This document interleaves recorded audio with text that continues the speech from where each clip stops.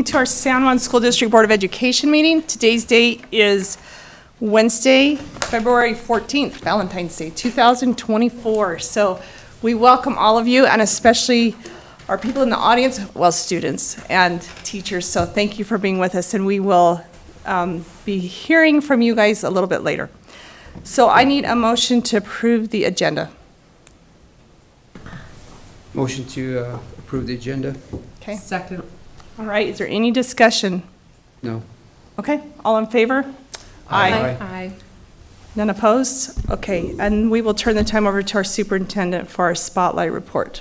All right, we're excited to celebrate CTE this month, and you can see we have our CTSO officers here with us, and I just want to highlight some of the amazing things that are happening with CTE. So first, our concentrator graduation rate is 97.9%. Utah's average is 97. Our concentrator secondary placement rate is 78.99, so that means they're pursuing education post-high school, where the state rate is only 72. Our completer rate increased from 36 to 39.81, with the state average being 36.32. So I think that really shows the work that's happening here with our teachers, our CTE program, our CTE directors, and the amazing work our students are doing. We currently have 628 students that are registered members of a CTSO. 258 of those students competed in our CTSO competition on Monday in 19 events that covered all career clusters. And last year, 17 students qualified for national competitions and placed in the top 3 in the state. 9 students attended nationals. CTSO leaders attended a district leadership conference and worked with state officers from each CTSO. And some of the examples of the work that they're doing, that their teachers are supporting, I'm just going to give you a few. There's a huge list, but working with USU and drove heavy equipment simulators, competed in robotics competitions, students have taken drone pilot license tests, have visited working ranches and helped with pregnancy testing. We've had professional welders in the classroom. The list goes on. There's quite a few things that they've done. So I just really wanted to highlight this as our Quest moment, just in this great celebration of the great work our students are doing and the teachers and our support staff for CTE. So thank you to all of you for what you do. Okay, thank you. We will go to our board discussion items. So actually, you guys are first on the list. So our CTSO officers presentation. So Mrs. Grover, oh, there you are at the back. And yes, come to the front and use the microphone. Thank you. And your students.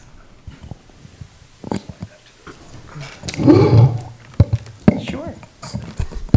We just want to celebrate National CTE Month, and as part of celebrating that month, we wanted to visit you and thank you for your support. Career and technical education matters in our nation, in our state, and especially in our district. It is having a significant impact on so many of our students, and we are very grateful for the support that we receive from our school board. With that, we just would like to, we have 3 officers that we just want to give about 30 seconds to thank you and let you know why CTE matters to them. We'll have Cooper from San Juan High. We'll have Brinkley Knight from ARL, and JC Sui from San Juan High.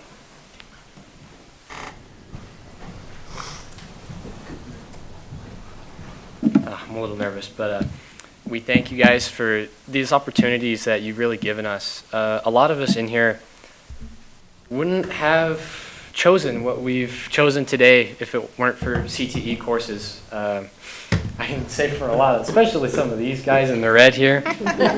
These guys, I don't know where you guys would be without this, but these guys specifically, they're just because of CTE, they're amazing welders, mechanics, automotive, and these middle schoolers back here are going to show the next generation how to really do it. Having FFA in middle school is going to be one of the greatest things, but we really thank you, and CTE is important to us because it's what we've really been guided. We wouldn't know what else to do without it, so thank you guys.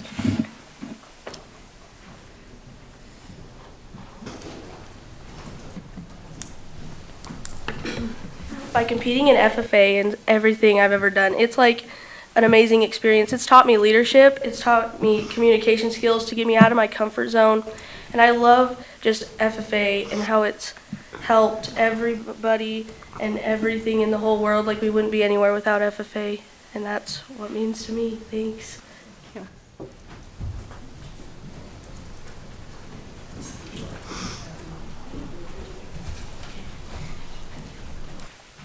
I can kind of speak on like the health profession side.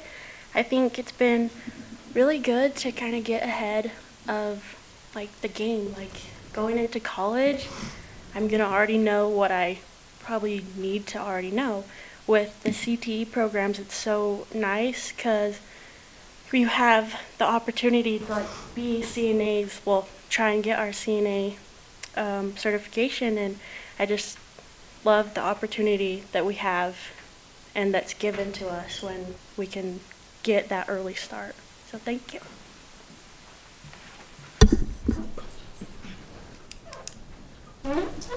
They didn't know that they were going to be asked to come up here, so good job. Awesome. Way to be put on the spot.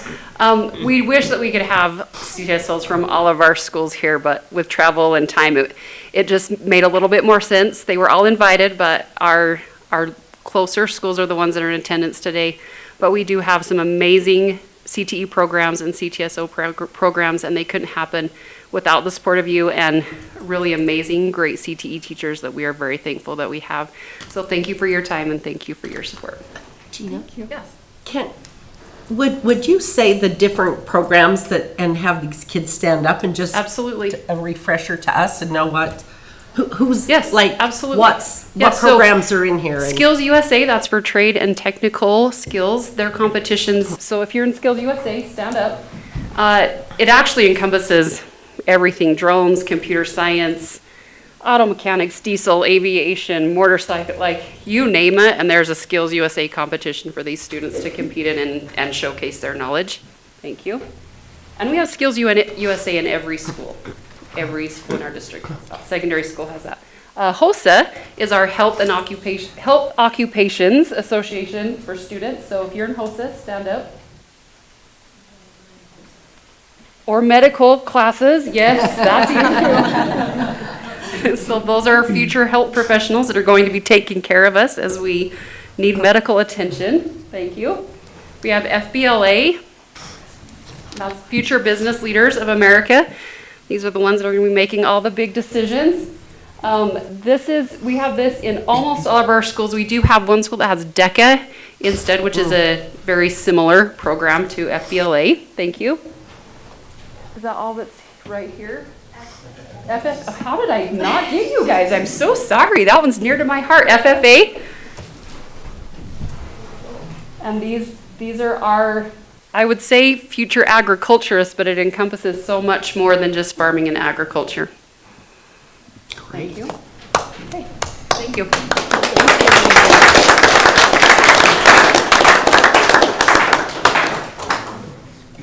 Thank you for coming. We appreciate it. And you guys have a great system set up. You've got a lot of support, wonderful teachers. So it's nice to see that you're participating in this. It's a great avenue for those of you that choose to do that, maybe rather than a formal education. So it's a great thing to see happen within our district. So many things that are offered. So thank you. Does the board have any more questions or comments? Comment. Okay.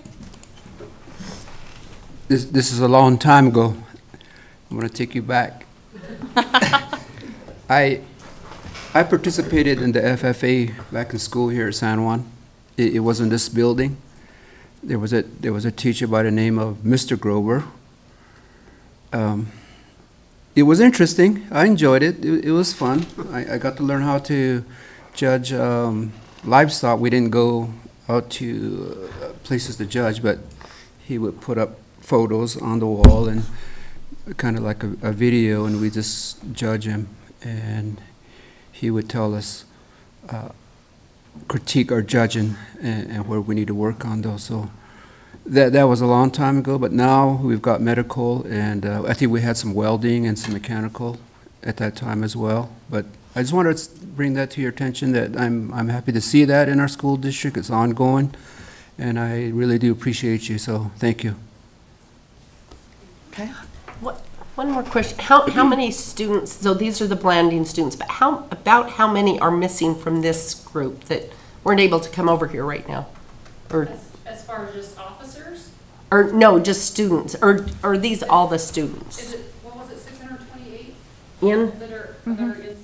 Yeah. in, in the Blanding area, in our Blanding schools, or just Throughout all the district? district. Yeah, that's great. We're just happy to see this grow. In my Skills USA, I looked at my roster today, I have 41 students. Wow. We have 80 different competitions, probably have, I don't know, about 10, 15 different competitions we've got filled right now. So we have 20, 22 kids that are actually going to state and compete at the end of March.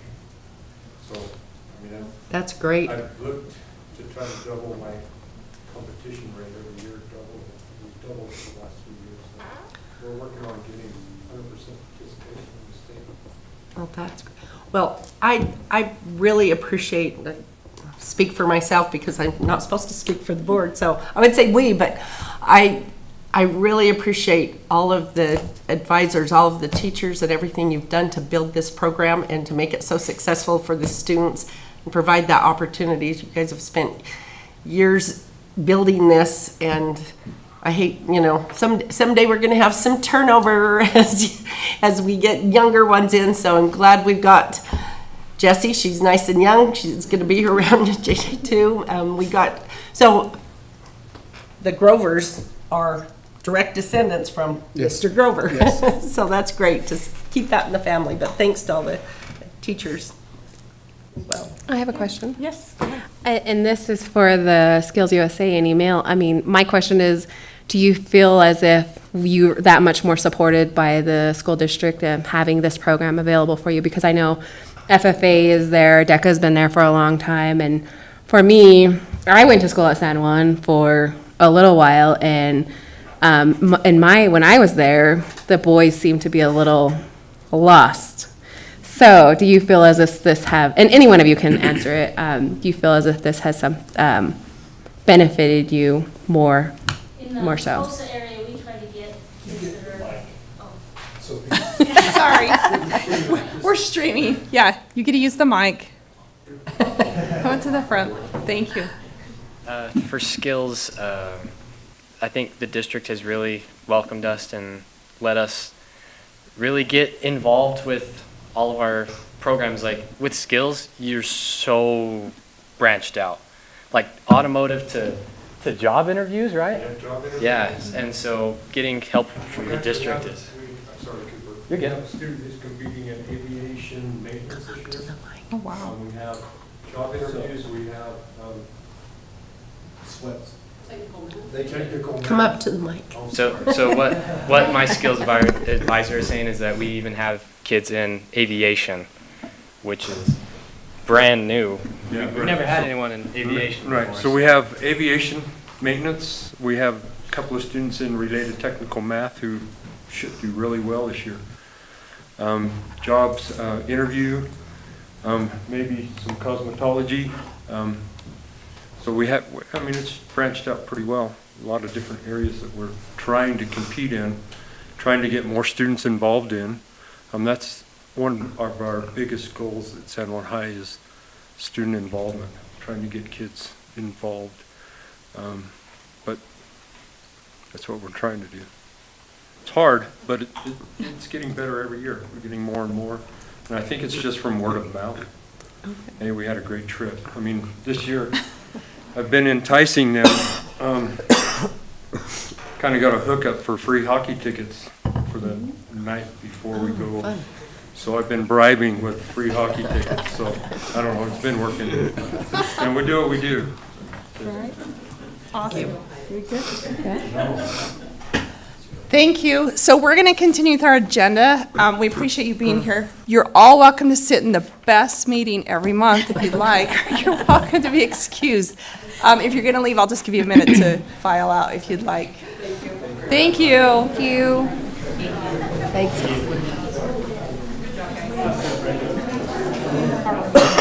I know. Somebody say.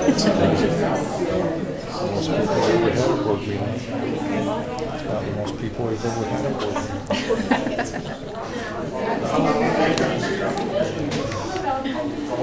Can you advertise to come to our board meetings as well? I was assigned to that group and the JOM group, so 2 months in a row. I'm done. Wow. That's amazing. Oh, yeah. All right, our whole audience left, so thanks the rest of you for staying. So we will jump to our K-6, K through 6 English Language Arts Curriculum adoption. So Mr. Wingett and Mrs. Holt, whichever one of you is going to present. But I think it's me. okay. Sorry. All right, and you guys all have a copy of this? It should be attached. Oh, yes. Yeah, not a paper copy. Well, I brought some in case parents wanted them. I didn't know if we'd have parents here. So Leave it there. That's it. And they're also linked on the district website. So.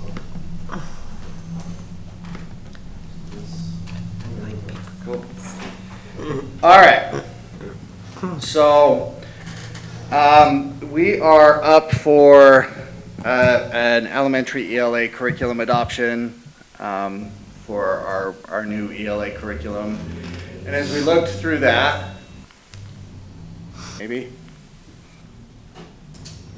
Sorry. Try it.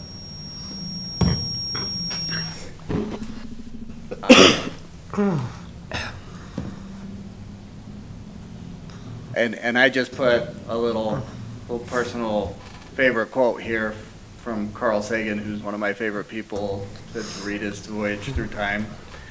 And reading really is the key component of elementary ELA. We teach kids how to read so that they have that skill for the rest of their lives.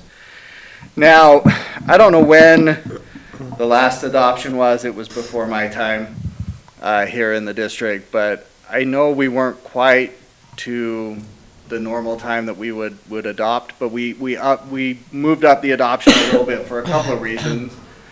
One, SB 127 passed at the state legislature, which requires all elementary curriculum, or all elementary reading curriculum to be research-based.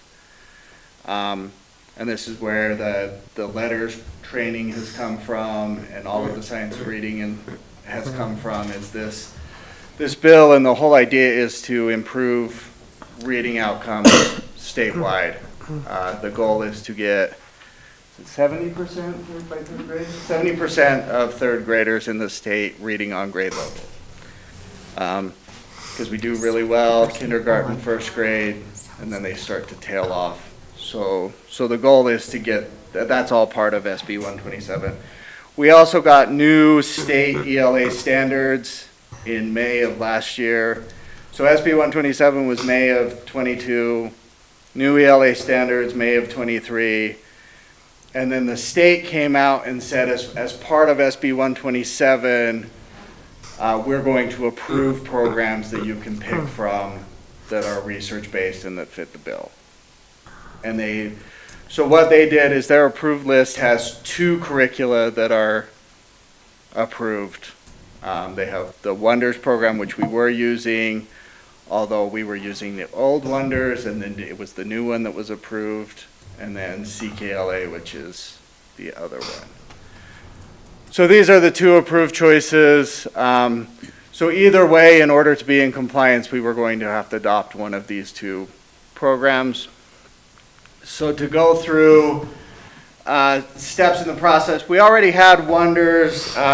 We didn't have the new one, but we have the old one that we've been using. So we offered to have as many of our elementary schools that wanted to pilot CKLA, which is the other program. So Monticello Elementary did it school-wide. They piloted CKLA, and third grade at BES piloted CKLA. Let me get on the right page on my laptop. I can't read it up there. So I'm not as young. We also received sample materials from the vendors that have been in all of the schools. All of the schools and teachers have had access to those for several months now. We had virtual presentations in December with each of the vendors. They virtually presented their curriculum to all of the teachers that wanted to be a part of that. I think we had something like 40 people on each of the calls. So everybody got to ask their questions and see what the curriculum was about, and they had time to work with those materials and collaborate. And then we solicited feedback from the teachers, and there's a link to that form if you guys want to read through what the teachers said about it.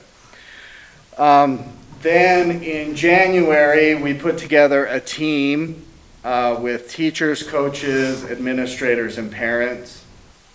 And we all got together and had an in-person presentation with each of the vendors. And we discussed those programs, and then we had a rubric that we used to score those programs. So that's the process that we went through in order to adopt. And as a result, we would like to recommend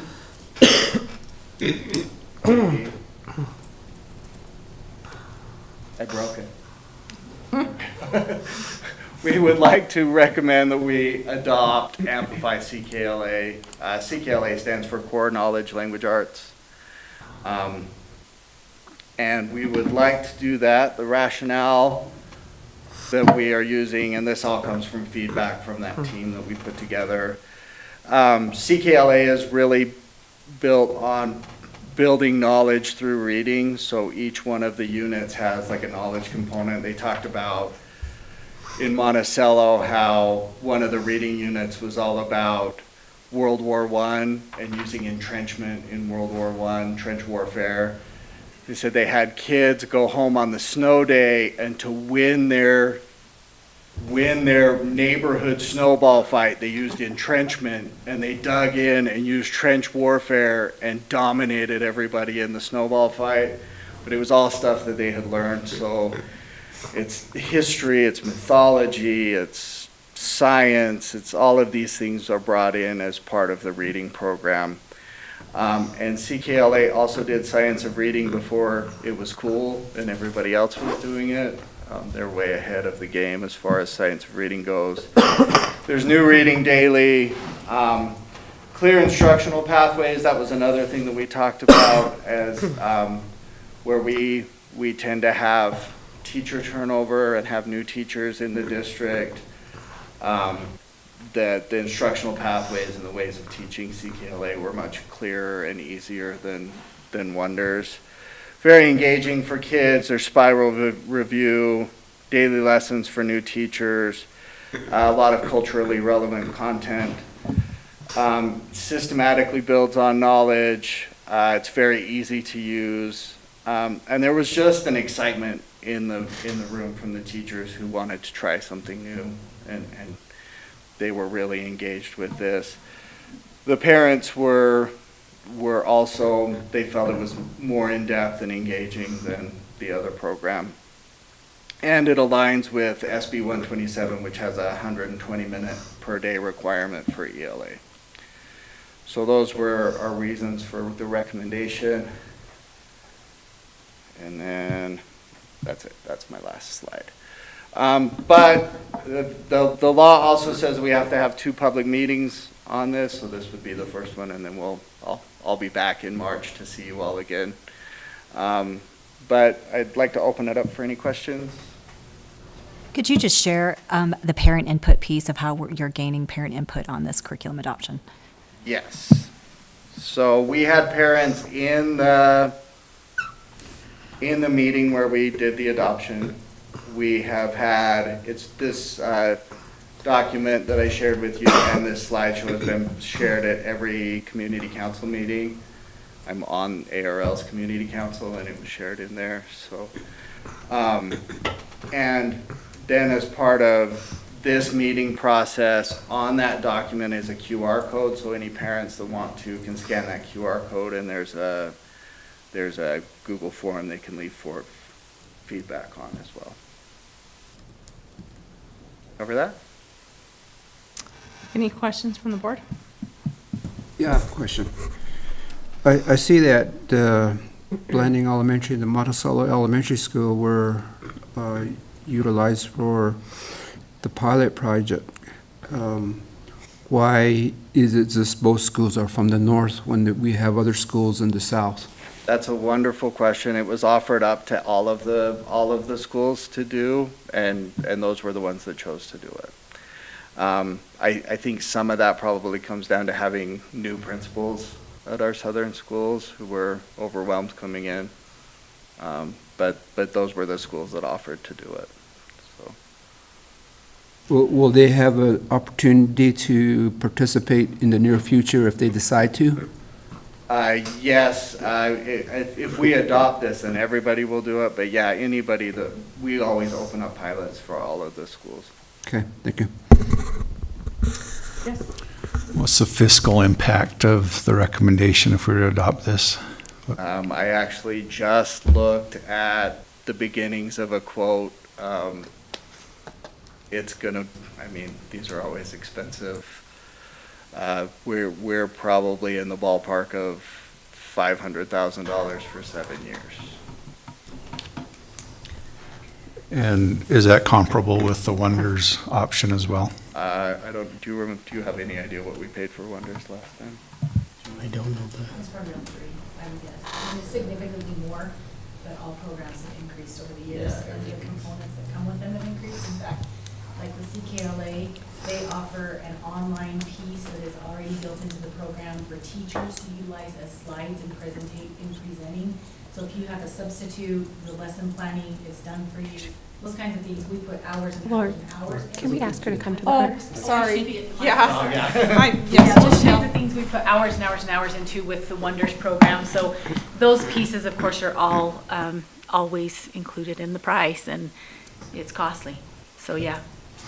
And we chose as a district not to base the recommendation off of the price, off of the curriculum itself and the process of what needed to be a part of the curriculum. So. And I just had my first meeting about quotes at 2 o'clock today, so I mean, that's a rough estimate. Okay, so the two programs, they don't put it out there and say, these are our prices to begin with? I mean, you can't, I get the whole idea of not basing it off, you know, this one costs this much, this one costs this much, so let's look at the cheaper one. I get that, but is it not straightforward to look at it now for comparison, or?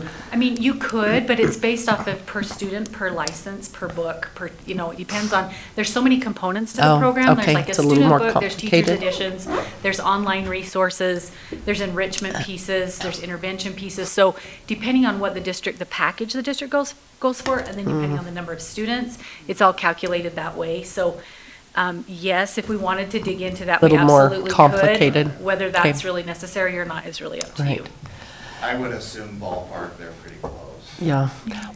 And also, just to clarify, it sounds like this one is more teacher-friendly as far as having a lot of the work already done and kind of freeing up time for the teachers to do their Yeah, job. And we'll tell you up front that it is not as colorful. It is not as, its presentation is not as colorful as Wonders, but its content, its academic vocabulary, its exposure to embedded content that is integrated, so social studies, science, the teachers have loved having that. And all of the teachers, while they haven't all chosen to jump onto a full pilot, which was pretty daunting, to a lot of teachers, especially if you had new teachers in your building, they all have had access to the content. And they've had access to all of the books and everything in their building. So we really encourage those who are not piloting to at least teach some lessons and use the rubrics we were using, clear from last fall, that we were going to be using to evaluate the curriculum as they looked at least a lesson or two. So we've done a lot of encouraging that way. We had sample lessons taught in our curriculum meetings. We meet with grade level curricular teams. We had teachers in those team meetings teaching sample lessons from both programs as well. I have an additional question. Have there been any concerns with any of the content that has a political agenda? I'm not aware, but there is a lot of history, just know that. I mean, there's a lot of social studies embedded, and there will, occasionally with any curriculum, you're going to come upon cultural aspects that are going to influence our area. So we also put together, we worked with Brenda Brenda Whitehorse, and we put together a culturally relevant kind of cultural sensitivity sheet for teachers. And we shared that with principals early on this fall so that they could kind of, and it's really as a help for teachers in general, but also throughout this process to say, here are some things to be very sensitive to with our culture. And also, I did want to just mention that along those lines, almost every unit has a Native American component. So that was really enticing to our teachers as well. So I read one of the comments that spoke about one of the teachers saying how they liked that component because it opened discussion for the Native American students in their class, that they could talk about it and talked about different tribes. So I'm just assuming, I don't know this, but that maybe one of those teachers from the river region has done something with that, I would think. They've all Is that had right? it in their buildings, so they're. So maybe they've tried a little bit, like, I don't know, obviously, like Nelson's concerned, not straight across the board, but I would think that someone has engaged in looking at this curriculum to make that And I would comment. encourage all of you, the links that we've put on here are very easy to access. I mean, you could click in and look at a lesson or look at just kind of the layout of it for both programs. And that's the reason we went ahead and included both programs on this information sheet rather than just the recommended program, is so that you could do a little comparison as well. Parents could do some comparison. So, if you do that and you have questions, holler at us. There was a lot of excitement in this packed room that day, which was exciting because it has been 7 years since our last adoption, and we needed to be. It's time. So. Just a comment. So, and I'm just making sure that the Wonders 23 version is not as great as the CKLA, but the CKLA is more recommended as opposed to the Wonders 2023. Is that correct? Yeah, so it Okay. doesn't necessarily mean that Wonders is not as great. Right. But in relation to our rubric, what our teachers were looking for, and in line with Senate Bill 127, we could have looked at multiple options. We didn't have to just look at these two. The reason we chose to start this way was because the state said that they would take on the responsibility, and they used professors from universities and state personnel to come together in multiple teams to review curriculum. Tier 1 curriculum, Tier 2 curriculum, and Tier 3 curriculum.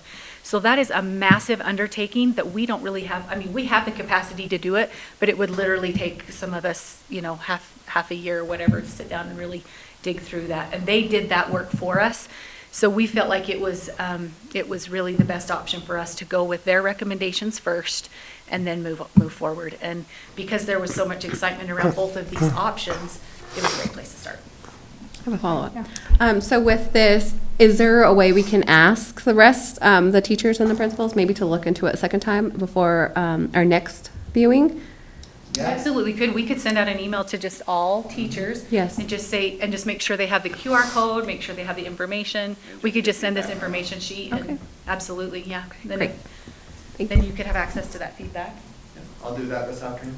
Great, thank you. And also addition to that, rather than just one unit per each areas, maybe get a feel if 2, 3 units are suffice. Spending some time in the curriculum. Yeah. Okay.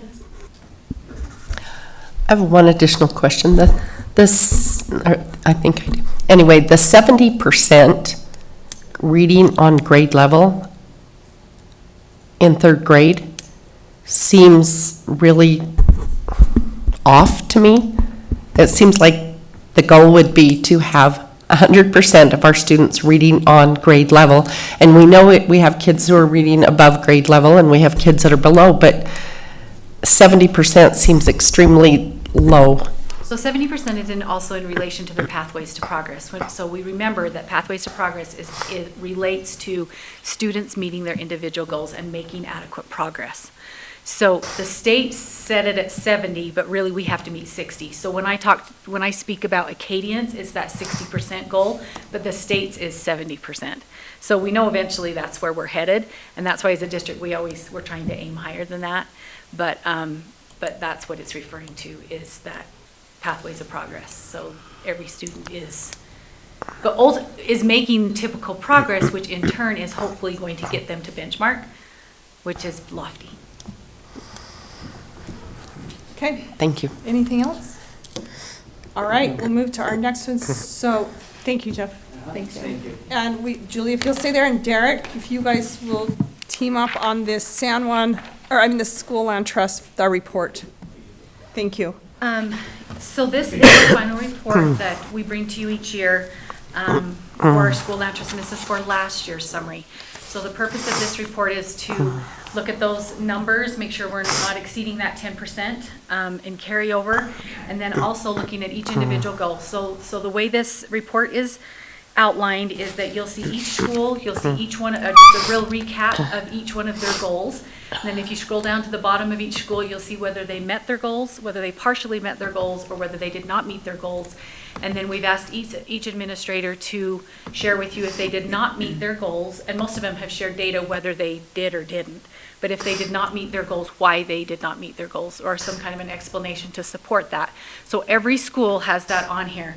And I'll speak quickly to the Mountain Region schools and kind of where we've landed this year, and then Derek, you're welcome to jump up here by me and speak to the River Region schools. But I just want to share, I mean, we've made a lot of progress over the years, and this final summary is a huge celebration.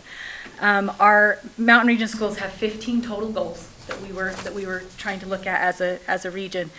11 of those were met, 2 were partially met, and 2 were not met, but within 1% of being met. So I think that is a huge celebration for our administration, for our teachers, for our schools that are working hard together to set goals that are appropriate, to monitor those goals, and to try to meet those goals.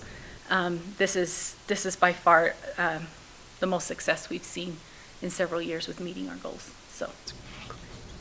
Would you speak real quick to Monticello Elementary? Their goal number 2 was partially met. Did I not understand the explanation as to why? So I asked her this afternoon, I said, you gotta make sure to give them access to that, the link. Let me make sure she did. Yeah, goal number 2. So students in grades 4 through 6 scored 66% of students meeting their pathways of progress, and Math Rise was 39 to 40. So they did not meet the Rise portion, but they did meet the Acadians portion. Okay. So half of it was met. Perfect. Thank you. And then you can stay. Okay. And similarly with the the River Region schools, we had schools where they either met the goal out completely if they had 1 or 2, and then we had some schools that had met the goal or partially met the goal, and then there was a rare occurrence of them not meeting the goal, and then a lot of that was just explaining the reasoning why, and it shares the data of the proportion of why they did not meet that. Again, within our river regions, we had a lot of turnover, so a lot of the goals were kind of inherited by the other administrators, so that's another little caveat to that. But I think it gave the principals an idea of what to aim for and move forward with, and identifying those target needs and areas. Okay, any questions regarding that? That, if I may, that was one of my questions is, do we need to see more, do they need more time to see progress? And that's why the goals are not met, is that? Correct, and so like even within the goals, there's multiple layers, so especially for elementary, like one grade level may have met it, but if their goal was like K through 6, and 3 grades met it and 3 didn't, so it's just kind of that ongoing motion to work towards where the areas are, what grade levels need more assistance, and so that data is kind of revealing to us to help target those areas of need and support. Does anyone else have a question? So one quick one on Whitehorse High School. So it's just said, the class of the class of 2024 saw a decline, but we're not even in that year. For overall graduation status, am I not following that correctly? Yeah, so what happened in that one is some of the, because you can kind of gauge what the graduation rate is going to be based on those students who are on track. So with the principal there, it's just identifying that some of those are already off track and they're trying to get them back on. Oh, okay. So that is kind of the explanation of why we're kind of assuming for years that have not come up yet that they're already kind of on that decline already. So, okay. But there's programs in place again with the principal there to get credit recovery and different things so that we do hopefully kind of get those students back to where they are, but that is how the data reads. Okay. Oh, I had one more note, if I may. On TES, it says ELA. What resources were lacking? If you can just expound on that. Right. So I think what we had uncovered with, again, this transition and also working with assuming those roles of what was provided in ELA, so there was certain programs that were being utilized, and right now there was a lack of Tier 2 for those students who are needing additional supports. So that Tier 2 has been addressed by the principal, and as well as the principal at Montezuma Creek are teaming up with the principal from Monticello Elementary to kind of use the same program, so that there's some cohesiveness, but there's also some lack of, or some building of that program that they're using, so that they have supports in addition to what they're doing. So there's kind of a meeting that they have regular meetings, I think on a bi-weekly basis now. So identifying those needs for those students was really where that was at, and that wasn't in place before. So that Tier 2 is hopefully to support those students who need that additional support. Okay, and is that something that Whitehorse could get from like San Juan as well? I mean, because San Juan is meeting their goals, but Whitehorse is not as much. Yeah, and I guess it's a little different with secondary. Okay. But that's something that could be looked into. I know that there's a lot of collaboration within secondary, but there's also some differences in kind of where, what resources are needed for that. I think with elementary, it's a little bit more uniform, so secondary might be a little bit more looking at the data as to the why. Okay. Yeah. Thank you. Anything else? How does, or I guess did this process, does this help set the current goals and really refine what we're doing and what's possible?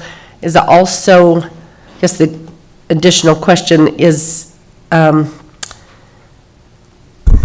well, I forgot that question. So anyway, is this process helping us set better goals? Right, and I'll let Julie help answer that. But I think with this process, it allows us to kind of always refer back to our 90-day plans, what we have in place, and then also looking at that year to year. Are we meeting our goals? Are we not? Is there certain grade levels that are not meeting? And that kind of identifies where we can put in that support for which teachers, which schools, and then to also look at what programs we have, what we're using, what curriculum we're providing, if there's stuff for Tier 2 and Tier 3 students that we're missing or not providing for students. So I think throughout that entire process, this gives us more data on support of what our 90-day plans. Again, those give us the immediate feedback we have, but these also give us a glance at those year to year. And so when we make those bigger plans, we can look to address those on a wider scale. And the 90-day makes them more relevant. I think that's a great answer. I would Yeah. just say that the data that we're looking at, I mean, it has to be based off of our, those areas that are appropriate for school land trust funds to be spent for. So, but every year, they could look different.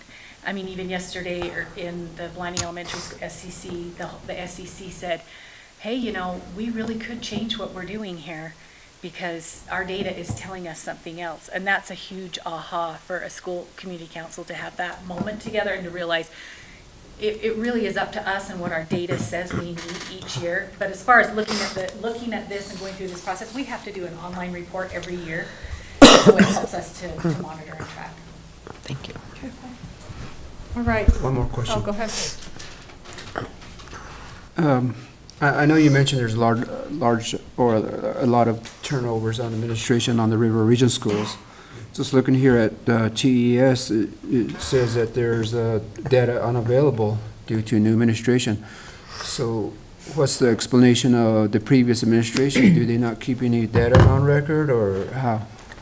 Why is it that we don't have it? I think there was a specific program that was being utilized that for explaining what that data was, there was no access because that program is no longer being utilized by the school. To my understanding, that's what the issue was in trying to look at how, with how the goal was written, again, a year or two ago, it was used they were gonna use a certain program to monitor that, but that program is no longer used at the school. So that's kind of where the discrepancy was in identifying what that data was to help support that, because in the goal, it identified this is how they're gonna track that goal, but that resource was no longer used at the school because of this transition to the curriculum that we're looking at proposing with the CKLA. Are we going to try to keep records of what's going on currently then, so we're not into the same situation in another year or two down the road? Yeah, and I think it's identifying with the administrators what resources are going to be used that are kind of consistent so that we can use those to provide what is important for what goals we're going to use and what programs will support how to measure those goals. So I think it's kind of using those two, but kind of a backwards planning to, well, if we have goals in place, what specific data sorts are going to have us to that and not have it in 4 different programs, but maybe just 1 or 2 that we're going to continue to utilize. Okay, thank you. Okay, thank you. Appreciate it. All right, we will move to our policies, 6130 and 2270. So Tyrell, if you want to speak to both of those, please. Yep, we'll start with 6130. This is the second viewing, so I don't really have a whole lot to add, unless there's any additional questions regarding that 6130. That was just an update to eliminate some of the duplicate language and format it similar to our other policies. Any questions there? I don't think so. Okay, I'll move to 2270 then. We did review 2270 in our most recent policy committee meeting.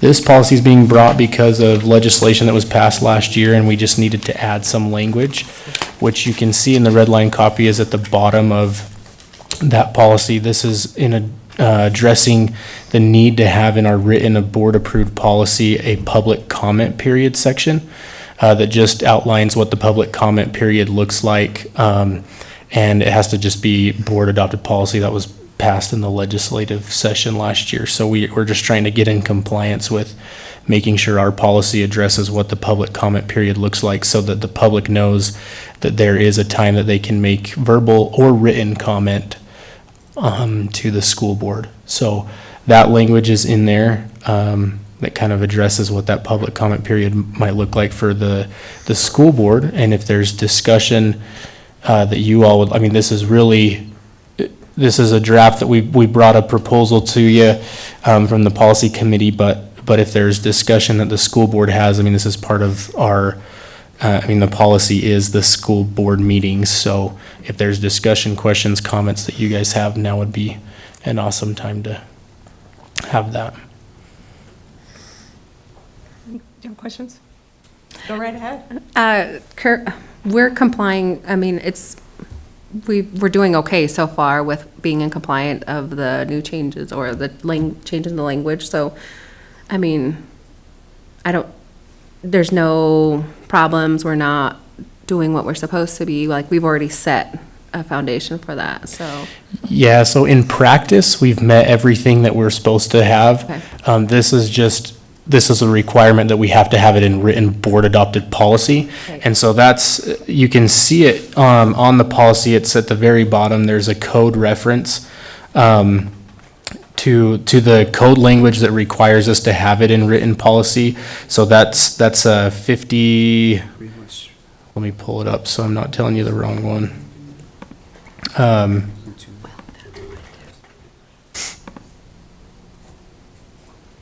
Sorry.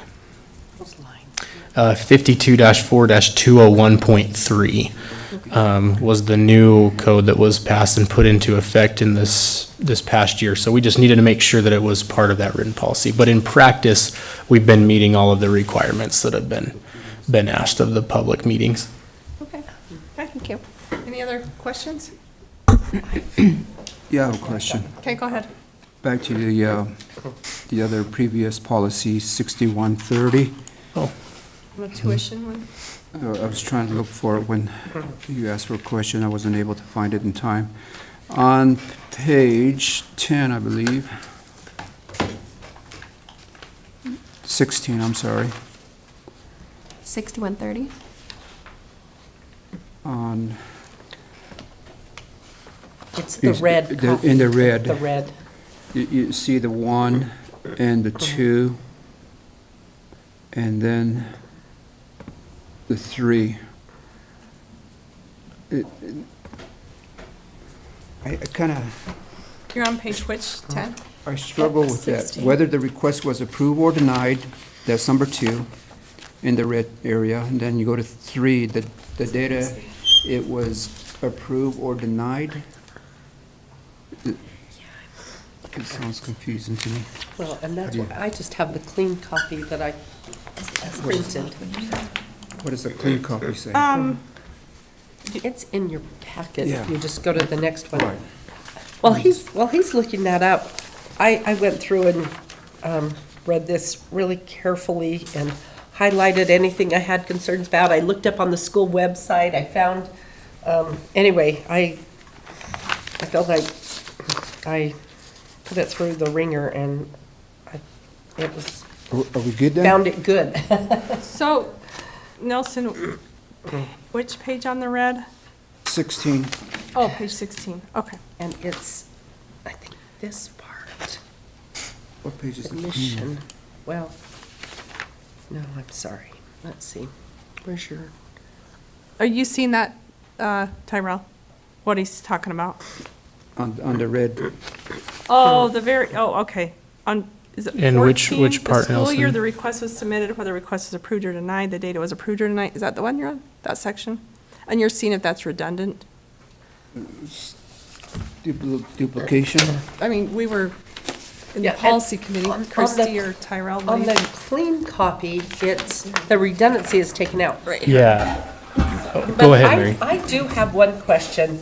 At the very end on page 12, it says under collection of school fees.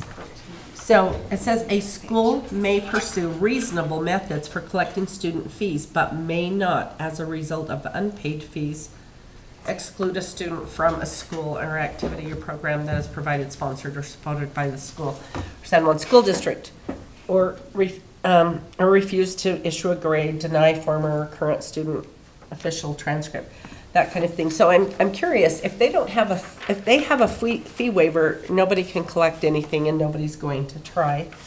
But if they're supposed to pay and they don't, the student just gets to participate anyway. What's the end result of that? They just don't pay? There isn't anything saying, where those funds come from or why, just that they shall, but may not, as a result of unpaid fees, exclude a student from a school activity. So that's so vague to me on what really happens there. If people don't end up paying, it sounds like nobody has to. So, Tyrell, is this, I mean, we talked about this in the committee review, but is that collection of school fees our language, or was that adopted from the code, that specific paragraph? So the, That's, usually we follow what the code. yeah, years ago when we adopted this policy originally, I think it comes from a model policy from the State Board of Education. Right. Really, I think what that's getting at, and we could look at bringing this back again if we wanted to adjust that, but I think what that's getting at is if there's something that the school is providing and sponsoring, in the sense that it's school funded completely, like you can't deny, and especially within the educational day, you can't deny a student access to something that's part of their regular education experience. And if they don't have a fee that's been paid, if they have an outstanding fee. So we could analyze that a little better, because I can see what you're saying in that it sounds kind of vague, that we're saying if we have a student that doesn't have a fee paid, then we can't exclude them from anything. So let But me ask you we this, do have is- some, go ahead. Well, years ago, and I don't know, I know that when fees weren't paid, like they could withhold grades or whatever, but I don't think you can do that anymore. No. So is there, like she said, is there any recourse? Guess you don't Well- get school lunch, I don't know what the deal is. It's the participation in the extracurricular that can be restricted without not having their school fees paid. But this is talking about regular day fees, not extracurricular? So that would apply to like labs, right? Like. Yeah, so we're not going to deny a student their educational experience because they haven't paid something, but. This isn't under the, But well, maybe it is. extracurricular, you Collection can. of school Yes, fees, deny them that's. playing. So you're, Okay. or So you're looking at okay. it different, And but actually, maybe that needs to be. Okay, I didn't that was not clear to me, although I believe it is fairly clear in this now that you point that out. And in our school district, we've gone away from charging fees for students to participate in a class. They used to have to, there was an English fee, and we have eliminated those because those are basic, should be free to students, you know. I mean, some it's being paid for, but free to students. So we don't have any of those kinds of fees, or not supposed to. The only fees that we still have that are a part of our fee schedule that we'll see later on in today's agenda are that are part of, that we call curricular fees, which are part of the classroom, everyday education, are, I think we have art and band and We have a drama fee? so there's a few others that are a part of the fee schedule that go to support those programs and what they're doing, because there's additional expenses associated with running those programs. So, but there's no like just general fee that we charge for admissions, enrollment, or some that you've seen in the past, or for a language arts or a math class. There's not a fee that's associated with those courses. All right, thanks for that clarification. I had And kinda missed that. we'll talk about that. I'll address that a little bit more when we talk about spend plans when we get to that part. So, I guess I'm saying, do we want to see this come back again? Is that what I'm kind of hearing, or did that clarify your question? Okay, Yes. okay. And Nelson, was your question clarified? Yes. Okay. Yeah, go ahead. I think if something needs to be clarified in a meeting like this, where it's not really that clear in the policy itself, then there may be some more work that needs to be done to the wording. Yeah, so maybe we need to look at that again and bring it back next month, so, okay. I would agree. 6130, this is their second viewing, whereas 2270 is the first, so. Yeah, so they Maybe both one. could come back next Okay. month. So, and that would give the third time on this by next month, and then the second time on the other one by next month, so, okay. Let me look at the time. Is Mr. Nelson here? He's joining virtually. Oh, he's joining virtually? Okay. Okay, perfect, so, just a few minutes ahead. Do you want to tackle school fees, or I guess we can start already? Either way. Okay. Do you want more time for these, or? Yeah, we probably do. All right, so we are going to jump down to our director reports. So, Mr. Palmer, you get to come to the front. Thanks for being with us.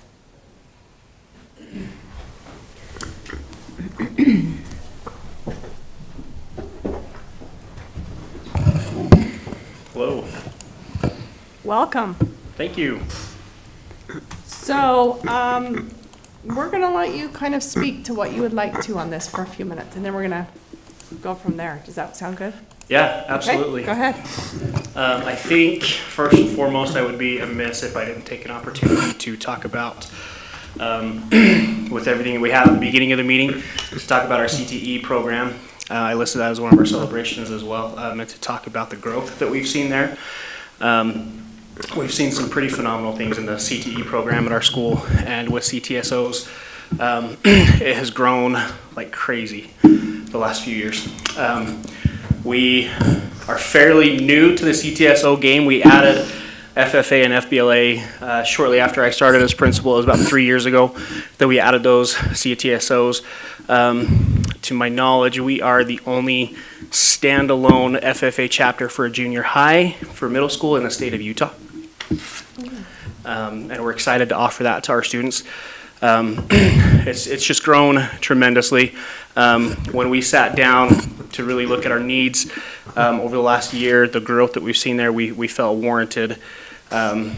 As even I listed as one of our celebrations an additional CTE teacher, a third CTE teacher. So when we had some shuffling that occurred in the middle of July, as sometimes happens, we were faced with kind of an opportunity to, we opened a position to replace a teacher that was leaving, and we actually interviewed, had some good candidates, but we had to kind of pause in that hiring process and really reflect on what the needs were for our school. And so we made a decision at that point to hold off on the hiring process.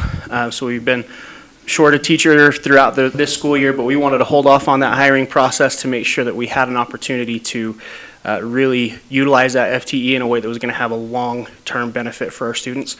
And so that's where we're advertising for this additional teacher at this point to help support those needs. So as of right now, we offer an FFA program and an FBLA program. With the shift that we're going to be making, our long-term plan is that as of right now, our advisor that's advising the FBLA program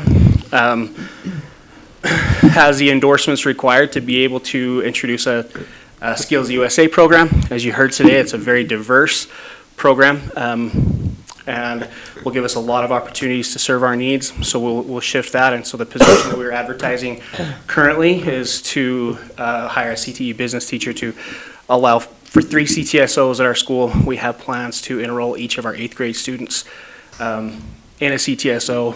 So we'll have 100% enrollment with our 8th grade students in a CTSO, and hope that it'll be close to 100% for our 7th graders. It'll be a little more optional for them, but 100% of our 8th graders at the beginning of the next school year to be enrolled in a CTSO. So it's been a great opportunity. I loved going to the competition on Monday. And seeing our students perform there. I think my favorite moment of the day, our students were competing against high school students from across the district, and my favorite moment of the day was when they were doing the awards assembly, and our little 6th grade FFA students took 2nd place in the livestock judging competition, and they got up there to take their picture, and they were this tall, standing up there with the juniors and seniors, and they had actually tied for first place and had to go to a tiebreaker, and these little 6th graders represented us so well, and that was phenomenal to see. So it was a great opportunity. So, do you have questions? So I look at your challenges here. Yeah. I mean, let's talk about the plumbing one for real. I love to talk about plumbing. So, I mean, I get that. I mean, obviously you have, every school has its challenges, but, and you've listed the 3. Are those your top 3, or there's some other things you're working through? There's some other things we're working on. These are 3 that are a little bit difficult that I don't have as much control over. There's other challenges that we face, but we have a little more control over some of those. These are ones that we don't have as much control over. At least that I don't necessarily.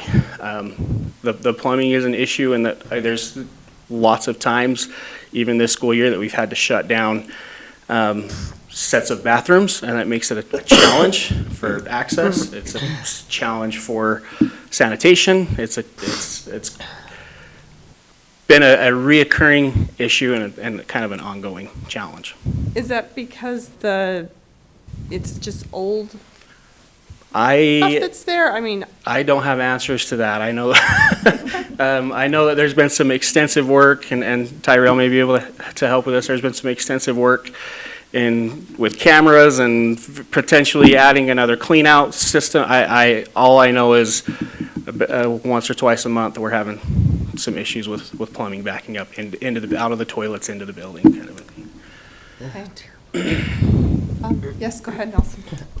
If you would just give us a little bit, highlights of your new resource officer, what do you like about it, where you didn't before? It's been a great resource to our school, and I think that we have definitely seen a major benefit. First and foremost with that, I have to commend Officer Palmer particularly, because he has been phenomenal in building relationships with students. I took a little screen grab I know that most of you probably saw the news article. I took a little screen grab from that, but that is a very accurate representation of what you see in the building on a daily basis. When he's in our building, kids are coming out, he's got handshakes, kids are high-fiving, fist bumping, they're excited to see him. And so having that rapport with the students has been phenomenal. Just the sense of security that has been added to that. It's been a learning process for myself and for Mrs. Turk in learning how to utilize a resource officer and learning really what that role is and what our role is and how we work together and bridge those gaps. So that's been a learning process, but we're starting to get a feel for that. And it's been a huge benefit. We have seen a decrease in law enforcement, not presence, incidents at the school that require law enforcement, I guess, if that makes sense. Whereas in years past where we would make calls to law enforcement for things such as drug possession or those types of incidents, we've seen a decrease. And just having that presence has been great. And I will say, it may surprise you how often we have even issues with parents coming to school with custodial issues, and working through the logistics and the legality of some of that is a little bit beyond sometimes my training and ability to really muddle through some of the legality of custody issues and those types of things, and having his presence, a very calming presence, it's been a big asset. And probably the police station being across the street is very beneficial as well. Doesn't hurt. I'm just thinking because, I'm making comparisons to our school, the distance our police officers have to travel, and boy, you guys are lucky. Thank you. It's a definite support for us, and I wish that was something that was available for each of our schools, for sure. Yep.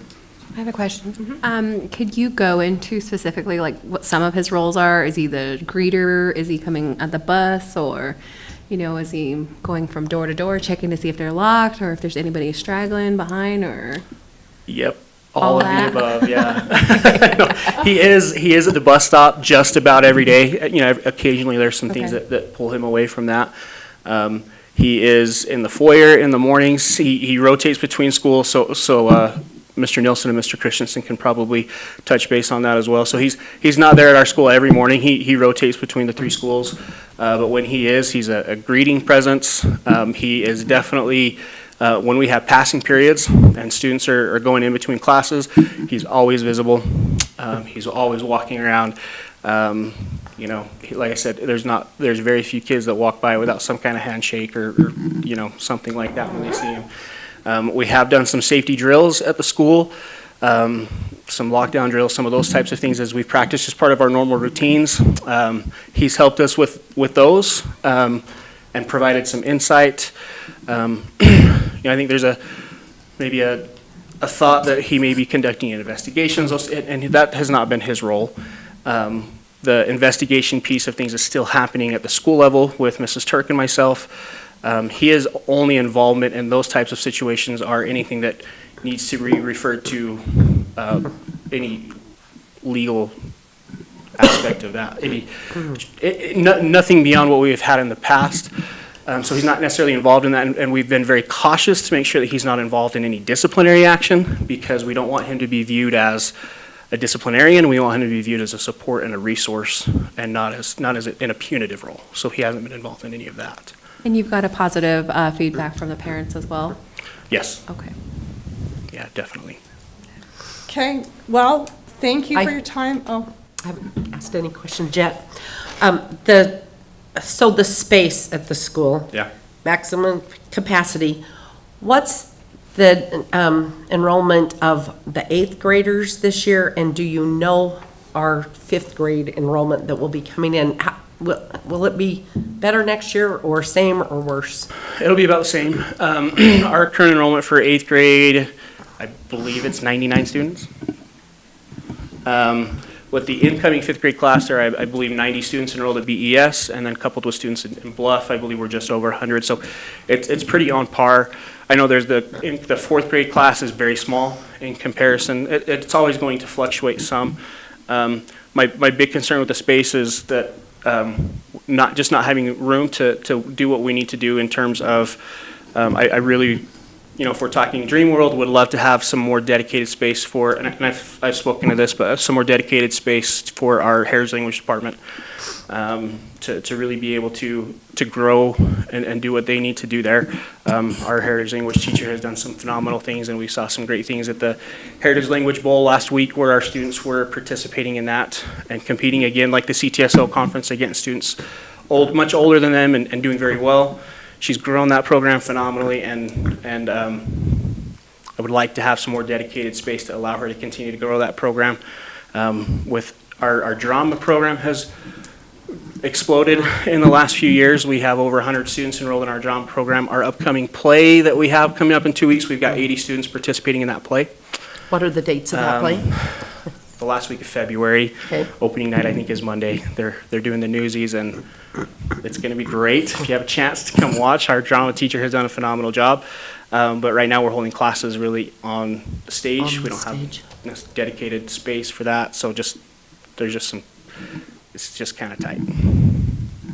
Okay. Well, thanks for what you do and pack into that school, because I know there's just lots of great things going on there, and they're packed in, so appreciate your work. Well, we have a phenomenal team, and I can't have a lot of credit to those amazing teachers that we've gone above and beyond and done some pretty phenomenal stuff for the students in our community. Thank you. Thank we you. appreciate it. Thanks for being with us. All right, Mr. Nelson, can you hear me? Can you guys hear me okay? We can. Hey, thanks for letting me do this real quick. I appreciate it with some family things today and opportunity to watch my stepdaughter on senior night. So I really appreciate you letting me zoom in. Not a problem. Do you want to speak to some of yours to start with? Yeah, absolutely. So first of all, it's been an awesome year for San Juan High School. One of our mottos every year is be a Bronco and join the herd, and we have more kids involved in activities and clubs. Our extracurricular activities has excelled. As you know, we won football 3 straight years now with a 37-game streak. Those are some of the great positive things outside the school, but what we really like about this year is the beginning of the school year, our leadership team was able to sit down and really look at our school data. And within that data, we found that 67% of our school was below proficient in reading. So we made that a very targeted goal this year to really try to increase our reading scores within our school community. And there's been complete buy-in by our teachers. They implement some type of reading every day within the classroom, whether it's a bell ringer or within the class with engagement. And we saw with the first Lexile scores is how we test these, and we saw an increase of about 300 points in our sophomore class is an average at grade level. So we're really excited to see the movement in our reading, because reading's the foundation of education. If you don't read well, you can't be as successful as you'd like. So the buy-in with the teachers and our leadership team, taking on those in the PLCs in the morning, working on peer observations and coming to an agreement that this was a big time goal to overtake and continue to increase our reading scores, which we feel like will help all our end of year testing as well. Again, we've had a fortunate enough time to host some region wrestling, the regionals here.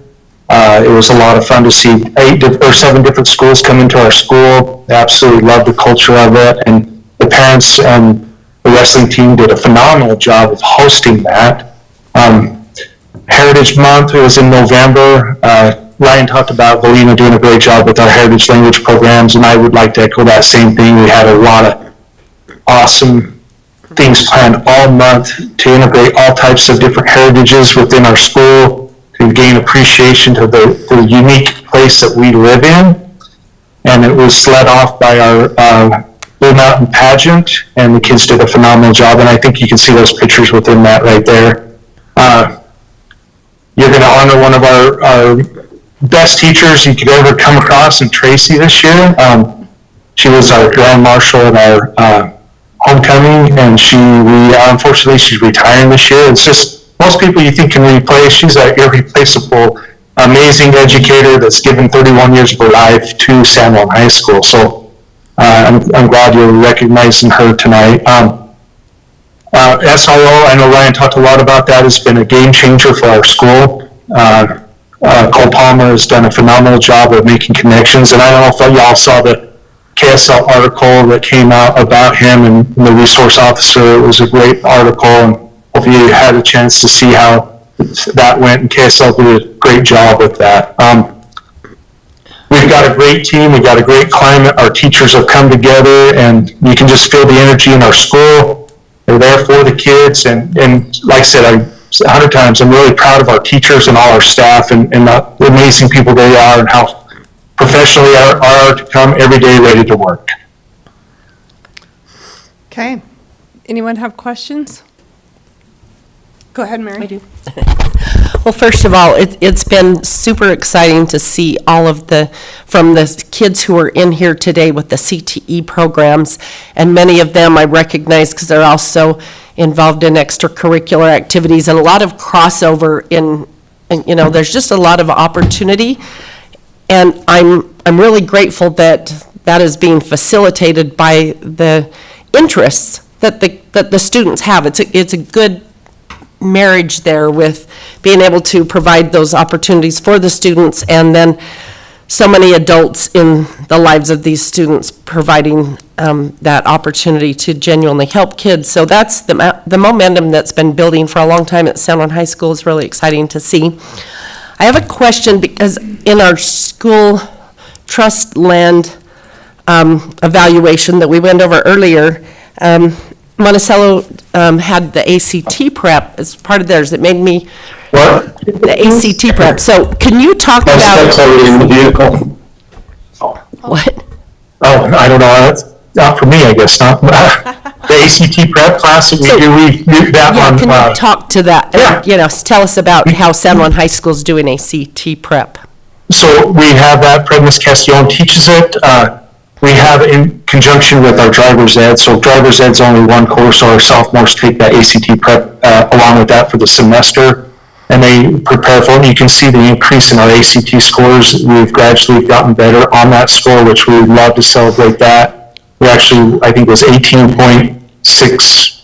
We increased about a point. I don't have it right in front of me, but the efforts in that class in conjunction with driver's ed has really prepared our kids. And then we also do a pre-ACT test for sophomores in the late fall, winter time to kind of get an idea where we want. And we preach that every day with bell ringers, some type of ACT/reading area where we can improve our ACT scores.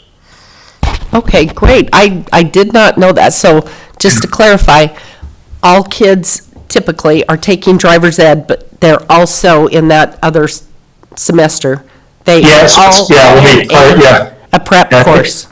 ACT prep class is one period, or one quarter. Yeah, and so is driver's ed. So we have all sophomores take that with driver's ed. And is the pretest, is that still called the plan? Is it? No, just pre-ACT test for sophomores. Okay. All right. Thank you. Yeah. Does anyone else? I had a question. Looking on your achievement data, there's quite of a big dip in grade 11 after the second quarter achievement, where how many students pass from the first quarter being 74 and then the second being 52%. There is quite a dip in all the grades as well when it comes to the second quarter. Is there an identifier as to why? Yeah, the identifier is attendance and motivation a little bit. And a lot of it can be in classes are more successful than other. I mean, our 11th grade class, we have 130 kids, which is a bigger class. It can become more challenging, but we saw a dip in attendance, and Barclay Christensen, our vice principal, has done a great job after looking at that data to implement and really focus on getting kids to school. And we saw a dip in our attendance in our 11th graders that year. And when you're not at school, you're not going to be as successful. So we make daily calls with our attendance tracker. He's tracking it every day, identifying kids that are missing or becoming chronically absent. And so that second quarter can be a little bit dip, especially as the winter months come along. We had a lot of sickness as well. But within our grade level teams that we meet at least once a month to identify these kids, so we make the calls. We actually have a calling log where we anytime we call a parent or a kid, we document it and we try to come up with some learning plans. If attendance is a problem, we'll have attendance and behavior and learning plans and have meetings with those parents and students so that we can try to avoid such a dip in something that low. And I think a lot of it could have been sickness, but I would say 90% of the cause is attendance. Okay, thank you. Yep. Anyone else? Okay, thank you so much, and enjoy the rest of your evening. Awesome. I really appreciate you guys, and have a good evening. Thank you. Appreciate what you do. Yeah, thank you. Okay. We are going to go to our proposed fee waivers. We'll turn the time over to the superintendent. Okay, so, again, this is our second viewing of this. Last time we had recommendations to increase the meal allocation in the fee schedule. So first, I just want to note, if you look at this fee schedule, it does break down those curricular classes that have a program sustainability fee and fees that are assigned to that. So you can see art, band, choir, drama. This kind of goes back to our previous discussion. Musical instrument rental and repair is a separate line than band. So I think that I just wanted to point those out for you so you're aware of what those curricular charges. You may also see spend plans. Well, I know you will see for some of the courses that have an additional spend plan because of a special project, or our CTSO, CTE have additional costs as they're involved with that. So just be aware of that when you're thinking about curricular fees versus extracurricular. And at the bottom of the spend plans, that is noted. But on the fee schedule, those fees have been set already. So the changes to this fee schedule compared to the previous schedules, if you look at the rate of meal and reimbursement, we didn't want to do change. We wanted to keep this at a round, nice dollar amount for collecting the dispersing funds. So that rate of meal reimbursement has increased by $1. It is now being proposed at $14. The rate of lodging increased by $2, so we raised that to $34. I think the thing to point out with this when we consider this in the fee schedule is the rate of meal reimbursement will be set. That's 14. It doesn't matter what they spend or don't spend. That's the amount they will get. The rate of lodging is a reimbursement for lodging. So if the cost of the lodging is not that full amount, then they wouldn't need to pay that full amount. So I think that's just a consideration as you consider approving a fee schedule, is that rate of lodging is maybe less of a concern for the allocation than the meal, in the sense that we will always be paying out whatever that meal allocation is. So those were the two changes that were added since last month. We did add, compared to last year, the rate of meal reimbursement for national competitions, because it had already been approved on spend plans. We just added it to the fee schedule. And the rate of lodging reimbursement for state competitions was added this year, just as a reminder, that $40, because we often have a higher cost for those hotels for state, and sometimes are not able to book those far enough in advance like we are our other ones. So the spend plans are still attached on there. I will note that there was a change for the wrestling spend plan for Whitehorse High School. The other spend plans would be the same as our previous board meeting. This is our second viewing. We'll have one more viewing in March where we'll need to approve the fee schedule, the spend plans, and have formally reviewed our policies that align with that. Excuse me, any questions or comments that we need to address? Go ahead, Nan. Do we feel like 14 is enough for a meal, or does it need to be 15? I recently went out to eat. I don't do that very often, but I was up north and ordered just a like a cheeseburger and fries or whatever, and it was 14 and change, so basically 15. And I don't eat a lot, but that was just with the drink and the fries, so. Yeah, I mean, I think that's been the ongoing discussion with the board is, every year we discuss this as costs go up. So again, whatever we allocate is what they will get to spend. Every student will get that same allocation. Sometimes they may not spend as much, or it may be difficult to spend that, so. I think all of us have been out a little bit and had the sticker shock of what we used to order, and now it's much more. But I saw a news story just the other day of some of these places that where people can eat. The eating places are making an effort to provide more options. But I do think there's options for students. I like the idea of going up to 14. It's still quite a bit. It costs, it's an expense for the district. So it's nice to say, let's go up even more, but it has to be paid for. So I'd be in favor of looking at that 14 and sticking with that for this year, because there generally are options if you look at that menu on what to buy. It's just, if money fell from the sky, I'd say let's go 20. But, it's an expense. So, Steve, I mean, you follow the rate of inflation. Are we within that with where we're at? Are we way below? Well, what was it last year?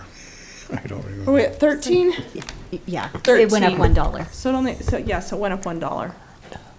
Well, inflation from November to November was about 3.5%. So, So we increased more than that But- with this because we didn't want.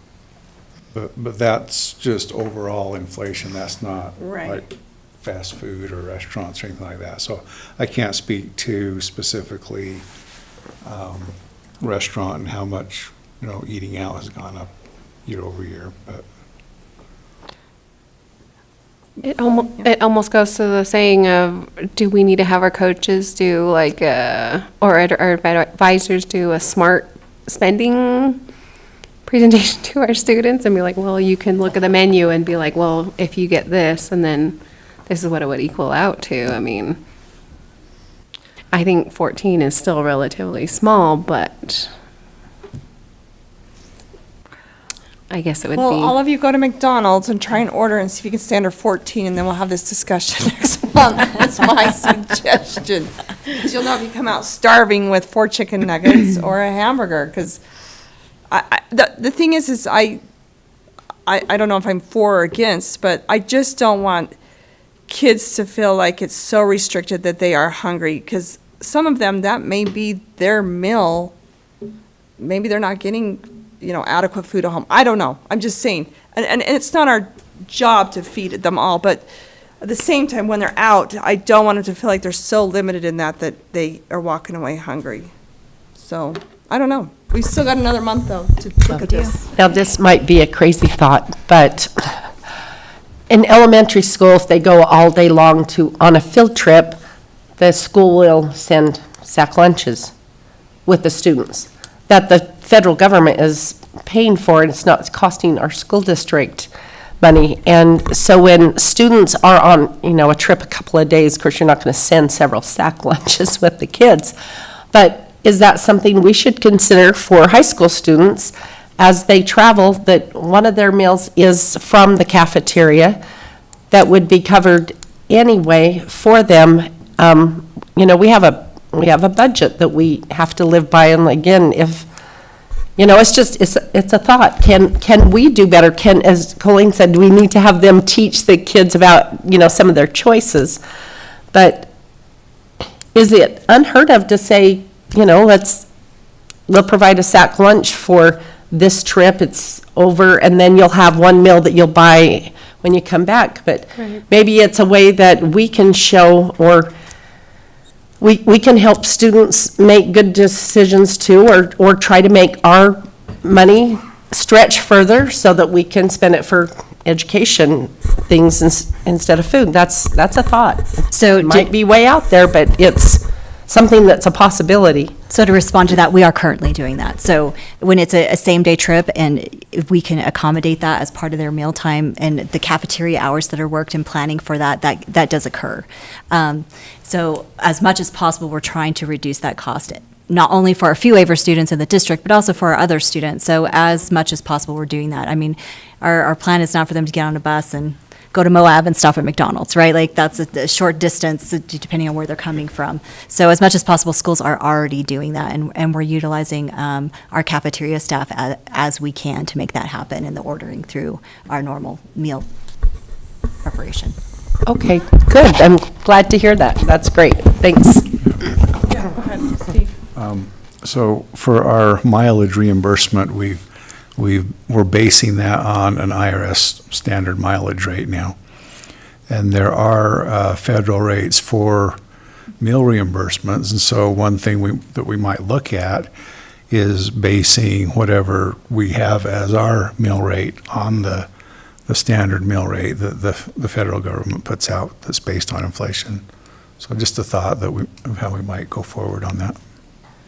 Well, a quick question on the sack lunches. So let's just say you have half that are fee waived and half that aren't. So does that mean if the team's going, then you're all gonna have a sack lunch? We make sure that that happens, right? Like Yes, correct. So Because if it's some- part of the team meal and they can do that meal without, stopping, then that would be for everyone, because that's how our meals currently work. So Okay. they can provide that for the entire team.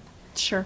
I had wondered that because I had to go to Unity for my kids, and I saw that the kids, it's downtown, and drinks in the hotel itself was $5 for a water bottle, or, and they had to stay within the area of the conference. So as we know, it's going to be a little more expensive.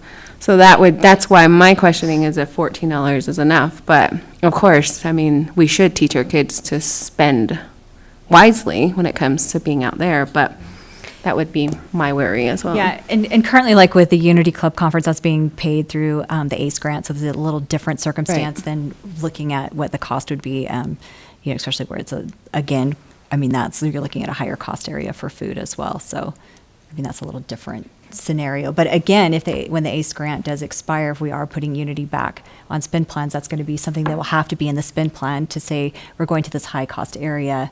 We need some additional funding for that. So, that's why we also have added Nationals meal reimbursement at a higher rate, because they're finding that as they're going to CTE conferences or Nationals, that they're finding that cost could be, higher depending on where they're going. Right.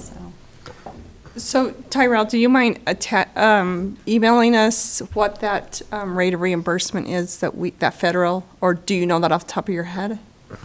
For the IRS reimbursement rate? Yeah, I think. I don't know it off the top of my head, but How do we adopt that for when we leave, or when an employee leaves? Is that the same rate that we use? no. So your employee reimbursement rate is also set by you. I think it was it 2 years ago or last year that Yeah, we I know addressed we that. changed it. We changed it slightly, but then what Steve was referencing with the mileage reimbursement, we set it at a percentage of what the IRS's mileage reimbursement is. Our meal reimbursement rates have never followed that, but we could look at that. So, I don't know. If you find the information, fine, you can email us, but it gives us a month to look at everything to some degree, and then we'll bring it next month. Go ahead, Nelson. I just had a conversation the other day with a parent. We were talking about the upcoming basketball tournament, and it got to the discussion of doing a donation, fundraising for one of the ball players, I guess. So I don't know whose job it is, either at the local school or at the district, to inform the parents that there's spend plan program. So I talked to that parent, and I didn't ask specifically what the fundraising was for exactly, but I'm thinking it's got to be for food, because rooms are always not really the issue, it's always the food. So anyway, I'm just thinking, well, like you said, if it's $14, it's like, kind of on the low end of it, I guess. I would between 14 and 16, I would prefer maybe $15.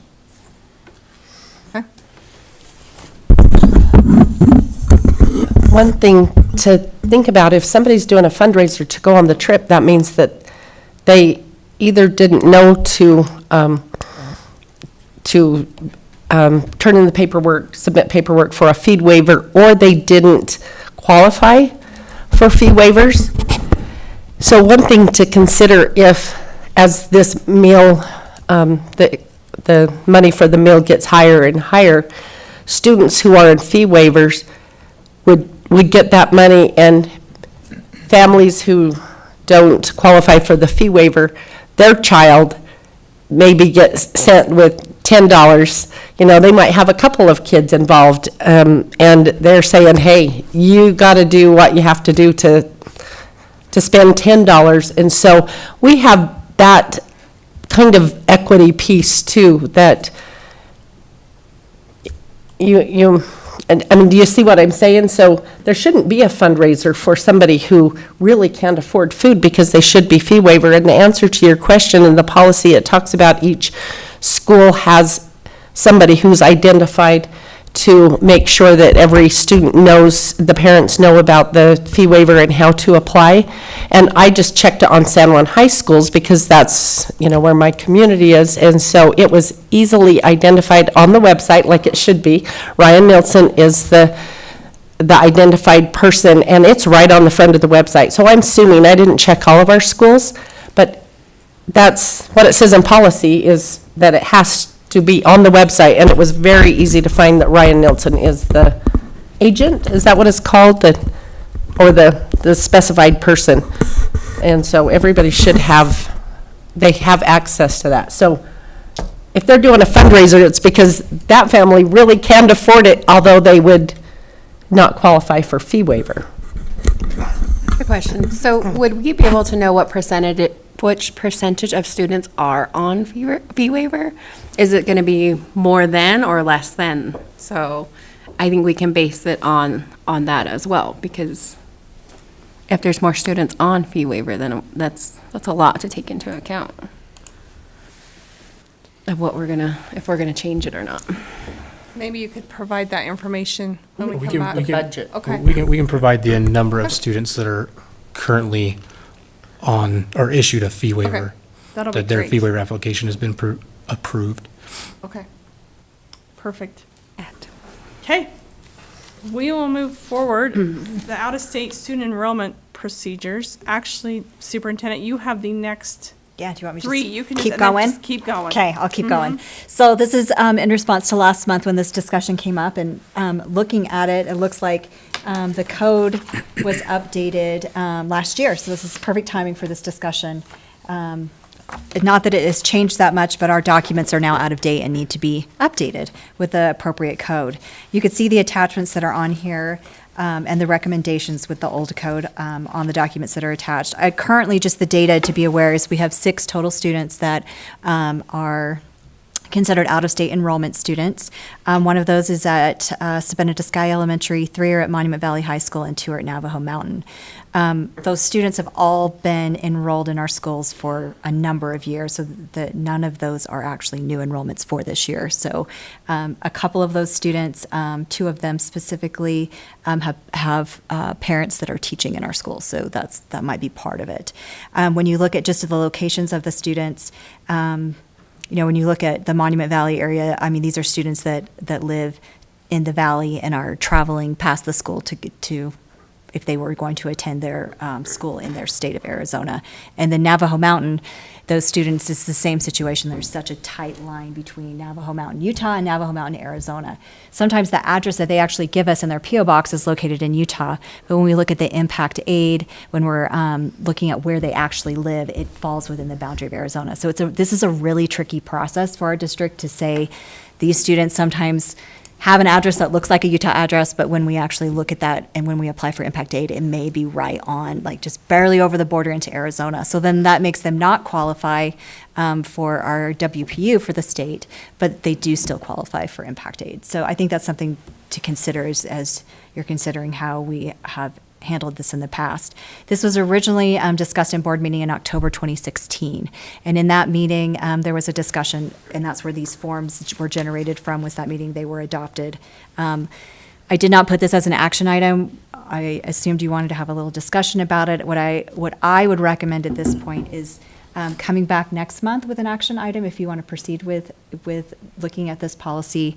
And what I would like to bring next time is just an updated transfer policy that has the updates with the new code aligned on the documentation that we are using that was adopted in 2016.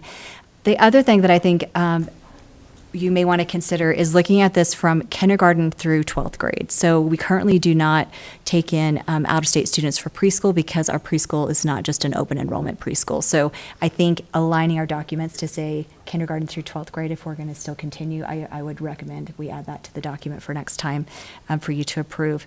The other part of this is this needs, and this hasn't happened, I don't think in a while, so we need to fix this, is that it needs to be approved in an open meeting that we're waiving tuition for a transfer student. So typically these all happen at the very beginning of the school year. So in the fall, either it could be an action item that was added to the board agenda with those, or it could be part of the consent agenda. So that's what you have to decide is we have to have documentation according to the Utah code that the board has approved in an open meeting to waive the tuition for these out-of-state students. So that would be my second recommendation to bring back next month as an action item, is to determine if we want that to be a consent agenda or just an action item that we put on the board agenda when a student goes through this process.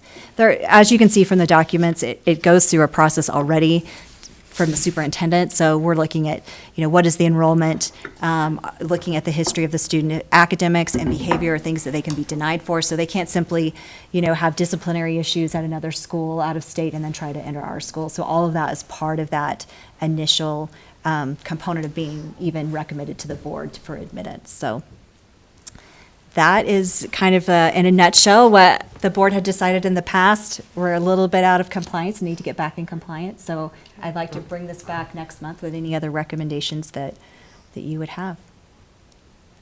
Questions?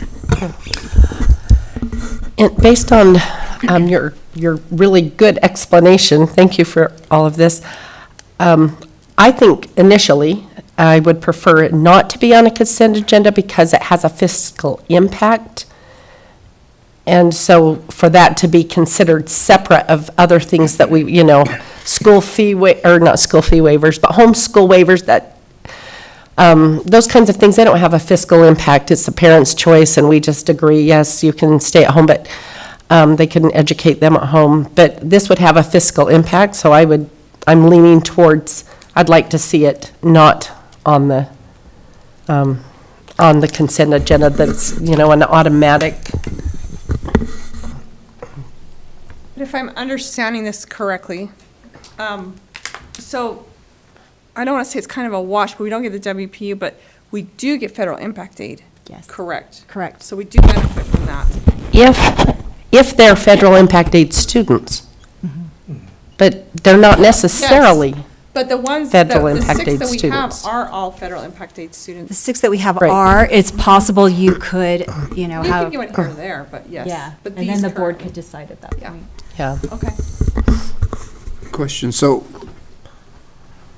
would the distance not be in question then? For example, you're familiar with Sabine-Sky, you've got the state lines just real close there to the school, and you've got a family into Arizona, half a mile, maybe quarter mile.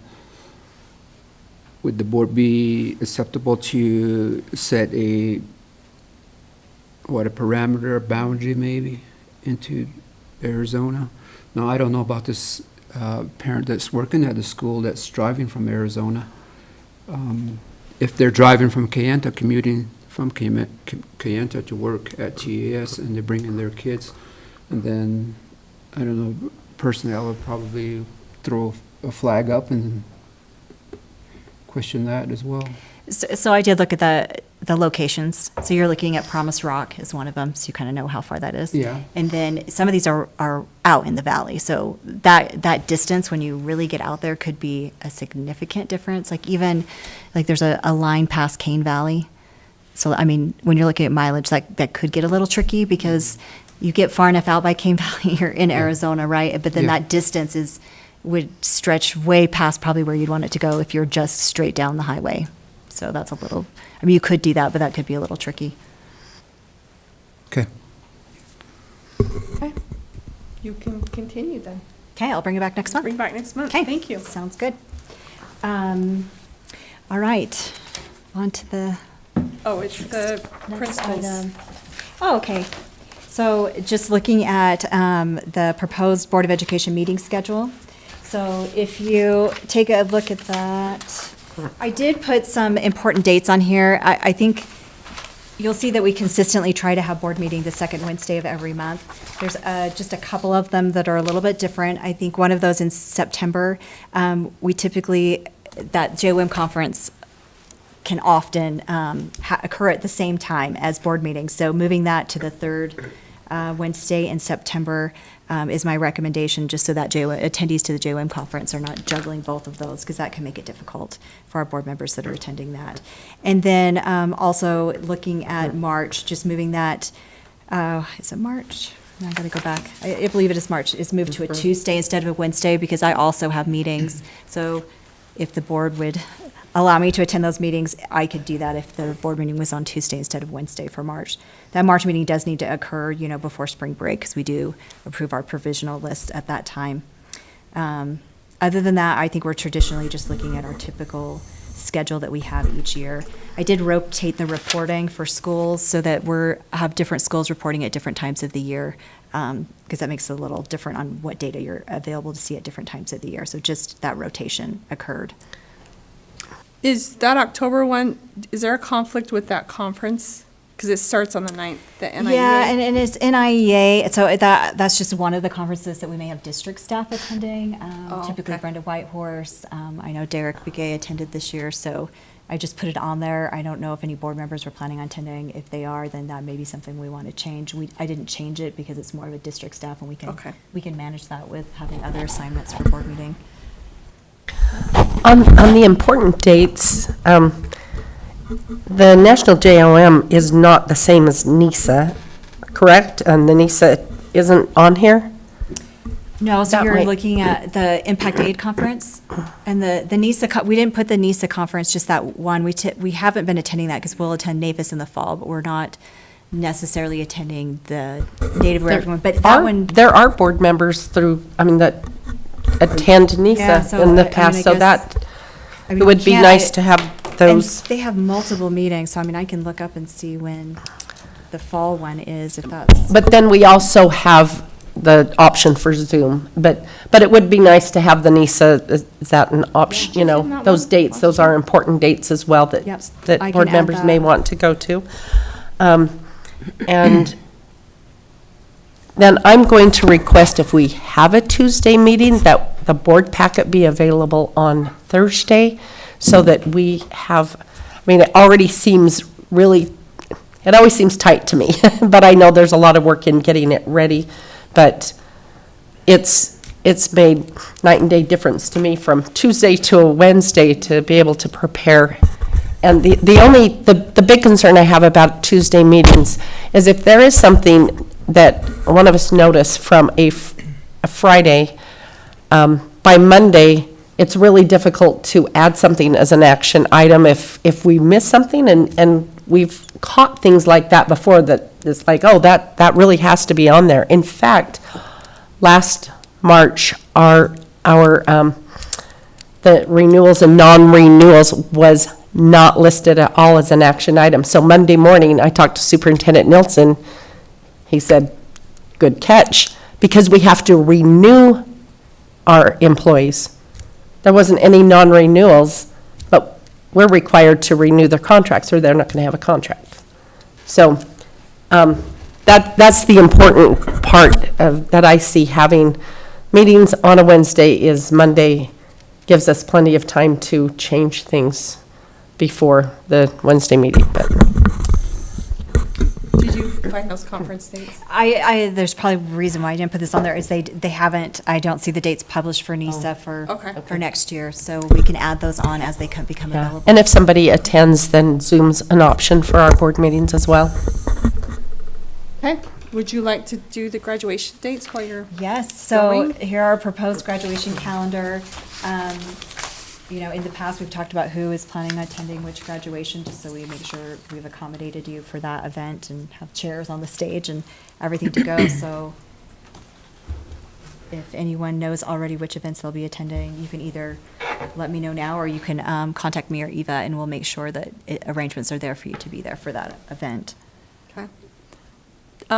If nobody wants to commit yet, we can even talk about it. We could even, if we left this on next month, you could kind of look at that and compare with your schedules, and then we could fill those in next month. So I can add it next month. And just what you think you can attend, if that works. Okay. Okay. Can do that. Thank you. Okay, Tyrell, you get the next two, the Blanding Elementary follow-up and the capital project needs, if you will, please. Yes. Okay, a couple of things on BES as we follow up. So last month, we talked about having a chance to review our input that we received from our public community meeting. And we had a chance to look that over, and we met with the two committees that we had set up. Appreciate Mary and Nan in participating in that with us to review that. In reviewing the responses we received to the survey and from the public comment that we heard that night, there's a theme that we had seen. There's some overarching elements that they highlighted that were referenced multiple times. The number one thing that got brought up the most in the survey responses is that they felt the current design didn't have room for growth, or that there wasn't enough classroom space in the design. The current elementary school design that MHTN had provided had the same number of classrooms as what the current school has. And just having that room for growth was the number one concern that was brought up by many responses to that survey. And so in response to that, there's an attached document on board docs that as we brought that concern back to MHTN, the design team, and I think Brian and Cliff are on here today to answer questions if you have them. They've provided us with this document that goes through 4 different options for adding additional space to the current design. So I'll just kind of briefly walk through each of those options. The first option, number 1, is, and you can find kind of a more detailed look of what that looks like on the 3rd page of this PDF. It's essentially moving the gymnasium further to the south and relocating the teacher lounge to be more on the interior corridor of the building, and repurposing what was labeled as the teacher lounge before as an additional classroom space. And so you can kind of see there's those two office spaces on that 3rd page of the PDF get moved next to the others that they were previously up where you can see the new teacher lounge is. And so it adds that square footage there to accommodate a teacher lounge on the interior of the corridor, and repurposes that other one to be a regular classroom education space. So that's option 1. Tyrell, Yes. can you tell us the square footage of what the previous teacher lounge was and what it would be? Yes, Brian, you might have that answer. Really, I can zoom in there. So the previous was 921. This does shrink it a little bit, so it'd be 781. Okay. So your teacher lounge would be smaller than what we had it in the previous location under option 1. Yep. Thanks. And part of the reason why it was 900 in option, or to begin with, is as we designed it, thinking of the future of, if we make it the size of a classroom, then at some point maybe it becomes a classroom. Okay. But it was already sized for a classroom, so maybe a little oversized for a teacher workroom. Okay. Thank you. You're welcome. And then option 2, you can see just on that first page there too, is an additional 2 classrooms on the north wing. So it bumps the north wing to the west of the property and pushes it that way. And so it's adding 2 classroom spaces there. Option 3 is adding a single classroom on the middle wing of the building, which pushes it out a little bit to the west there also, into the play space area. And then option 4 is similar to option 2, except for it's moving that 2 classroom addition into the middle of the building in the middle wing instead of on the north wing. Just a couple of things for reference, as we talk about room for growth also. In the original, when we asked MHTN, where would growth occur in this building, there's already kind of a predetermined location on that north wing that you could quite easily add 2 to 6 classrooms. on the north wing if we ever experience that kind of growth, where it would be graded for that addition later on. So going with option 2 would kind of eat into that, where you're already adding the 2, so you'd have additional space to add an additional classroom cluster of 4 classrooms on that wing if we ever needed it for growth there. So there's 4 different options there, and you can see towards the bottom of the PDF kind of what that impact is on the site layout. You can see kind of where it pushes certain things in certain directions with each of those different options. And then obviously with adding additional space, there's additional cost that gets incurred for the building.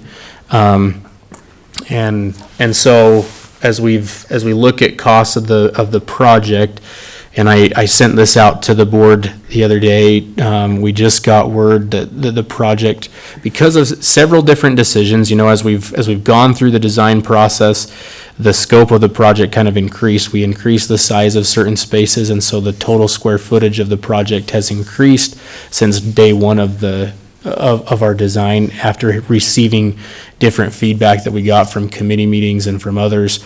So there's certain spaces, particularly the gym increased in size and capacity from what we had originally kind of planned on, as we had just talked about doing a similar sized gym to what we've done in past projects with Montezuma Creek and TES and what Monticello's is, and this is bigger than those gyms to accommodate for the larger population in Blanding. So some of those decisions about space and capacity that we've kind of made to get us to this point increase the overall size layout of the building, and so that increased some costs, and then there's just additional costs. So we received word that the project estimate that we had, again, was an estimate clear back in, I think it was June or May that we received that, was $47.5 million, and we're looking more with the current plan to be $49.5 million dollars for where we're at with the scope of the project at this point. And then if we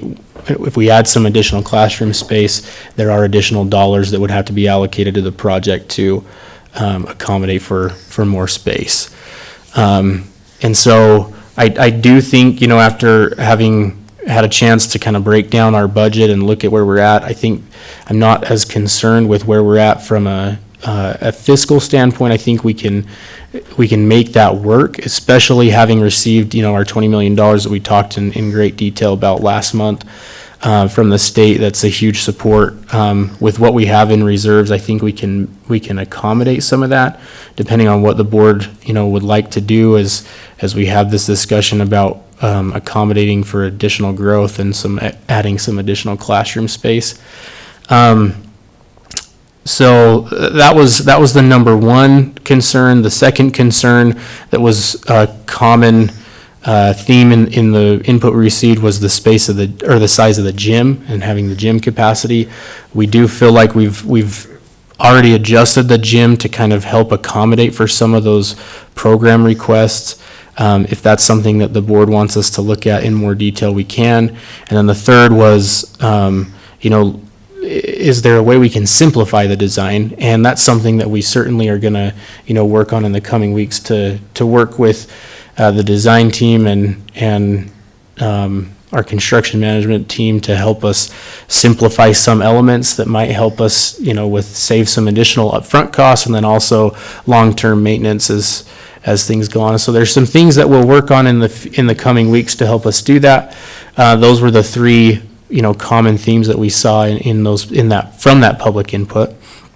And just another thing that I thought I would highlight too, just as a part of this discussion, in relation to the funding that we did receive, the Public Education Appropriations Committee met last week or the week before, and this funding source that we received our grant funding from, they recommended that it be a loan process and not a grant process anymore. And so I think we really hit a sweet spot with what we were able to achieve. The legislature, or the the PEA, the Public Education Appropriation Committee, did recommend that they fund the $50 million for it, but transition to a loan process where LEAs apply and receive a loan rather than a grant. And so you still are incurring that debt. So I really think we hit a sweet spot with the funding to get us to this point. And I'm really grateful to MHTN in providing, as we gave them that feedback and said, hey, this is something we're hearing from our community. Can we look at some options? And they jumped really quickly to provide us with some options for growth, and to add additional classrooms, because I think that's something we can do to help the school with their existing program needs, what they have, and then also if there is growth in the future, it would accommodate for additional classroom space as well. So if there's questions for me, for MHTN is online, now would be an awesome time to ask them as we have this discussion. Can you clarify, simplify? What was the definition of simplify? I mean, what were they asking? Yeah, there was different comments just about as they reviewed some of the design. So, and one of the things as just an example that, and sorry, Brian, to break this to you today, because I don't think we've had a conversation with Brian yet about it, but one of the things that I'll try not to cry. Brought up is just the different color of flooring material in the different wings. That causes some concern because now we've got to have, as you go to replace it down the road, you have to have different types of material on hand, and for every different corridor. So that's a concern, long-term maintenance, that we kind of have.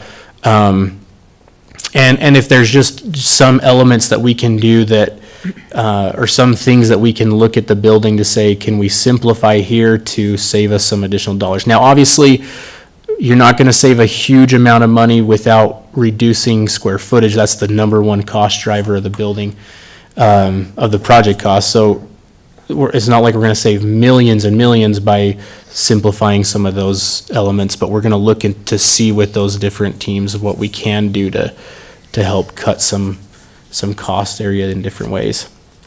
I have a request. Will you provide to us, I thought we would see it in the board packet, that the survey results, all of the information, so if you'll, just like to formally request that it go into this meeting's packet and then be available to us as well. Yeah, we can. And so we can read those through in our leisure, if for anyone who's interested. And then were you going to tell about the meeting with the teacher and what their recommendations? Yeah, so we did meet with our education committee group, and then also I don't know what we call it exactly, our community stakeholder group. Thanks, Christy. They were it was a really positive meeting for those that were in attendance, and they were really appreciative of us providing these options. And they concurred with the community input that they felt like that was a major concern for them, that there wasn't additional space added into this building, and they'd love to see some additional classroom space added. It seemed to be a pretty good consensus with the group that was here for that meeting, that they would like to see, a combination of options, which would be the option 4, which is the 2 classrooms in the middle wing, and then the option 3, the option 1, which is the relocation of the teacher lounge to add an additional classroom space there. So really, it's kind of a board decision to determine, how much do we want to increase the scope of this project, because with that comes additional costs. We're looking, probably at $500,000 to $600,000 for an additional classroom, to add 1 classroom there.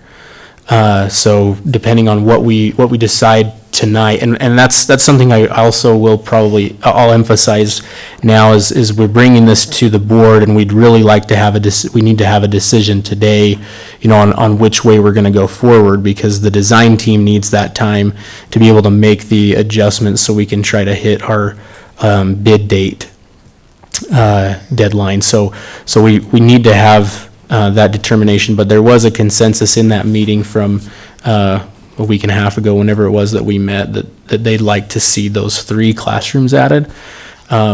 Three is going to be a significant bump to the cost of the project. But that's a discussion that we can have here, and if there's thoughts or from the board. Or did that answer your question, Mary? Yes. Okay. Yes, thank you. Can we, what I would like to see is option 1's gonna cost how much? Option 2, how much? Option 3, how much? Option 4? Because, I mean, you're looking at all these designs, but, I mean, for me, 4 gives you 2 classrooms right in the middle. That's a great fit, but is it the most expensive? So maybe that would kind of help narrow down what we're looking at. Yeah, and 'Cause it does, because all of them accommodate the need, so which is the most fiscally responsible one to do that? And Chris, you could weigh in on this a little bit here. I don't know that there's a huge. There won't be a huge delta between any of them, but 4 is probably your least expensive option. Okay. Just by guessing, we don't have to rearrange some of the other interior spaces. It's adding those 2. It's stretching, but, our square foot price is probably pretty close there. We're moving, at that point, in addition to adding those classrooms in the middle, we're moving the bathrooms that were on the end of that wing off to the side, so we're not extending into the playground and having to do a lot of redesign there. We would put the windows that were on the north side and move them to the west side. They're not, Tyrell's right, there's not going to be a huge amount of difference between the 2, but the less interior changes we're making, and if we're just stretching the wing, that probably is the most cost-effective out of all of them. But you're going to be within a couple $100,000 on each one of these options, I'm guessing. But Chris, what do you think the added cost would be? Are we talking, so if we took both options together, that's about 3,000 square feet added to the building? Yeah, so option 4, I thought we said was about 2,600 square feet. Westland's estimating that one at about a 1.5 add. I was saying between 1 and a quarter. I said around 1 and a quarter just based upon talking to our people. If it's 3,000, it's probably closer to 1.5. So, yeah, 1.5 million, so that's 1.5 million. board. Yes. Yeah, if it's 3,000, then it's 1.5 million. Probably, And that's exactly what I was thinking, but just so the board members and that can understand the added cost. Okay. Well, I'm sorry. And I think simplification is good too. It will help maintenance, but it probably won't save you the dollars that you're thinking, but that's probably it. Yeah, and that's the conversation we're going to be having with the designers is there's a few things that we're talking about specifically, and the one that Tyrell mentioned in particular with simplification, it's a long-term maintenance issue. It's the ability to get the materials and not having to have a larger warehouse space dedicated to it, so. Okay, let's go Colleen and then Mary. My question is, are we looking too far ahead, and how much do you think the community will grow within the next 5-10 years that we need to consider adding more classrooms now as opposed to making it an addition? Yeah, so that's always going to be a challenge with construction. It's cheaper to do it today than it is going to be to do it later on. It's always going to be cheaper to add additional space as we're going through the construction process initially than to tear down a wall and add classrooms on to a certain area of the building at a future time. Projecting growth is also a real struggle and challenge. We don't have crystal balls to know exactly what our population will be.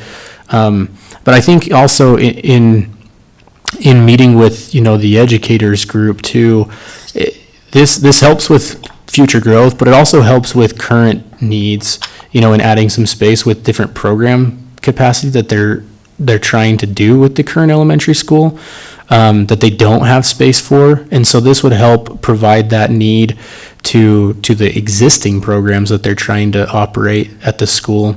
And then also gives you that room if your population does grow significantly, where you could have an additional classroom if there was a grade that needed an additional classroom or two. So it's hard to project what the actual population growth is going to be in 5 to 10 years. You know, our population at the school for the last 20 years has remained pretty consistent. We have some up years and some down years, but it's all within, you know, it's all pretty close to what the student population has been.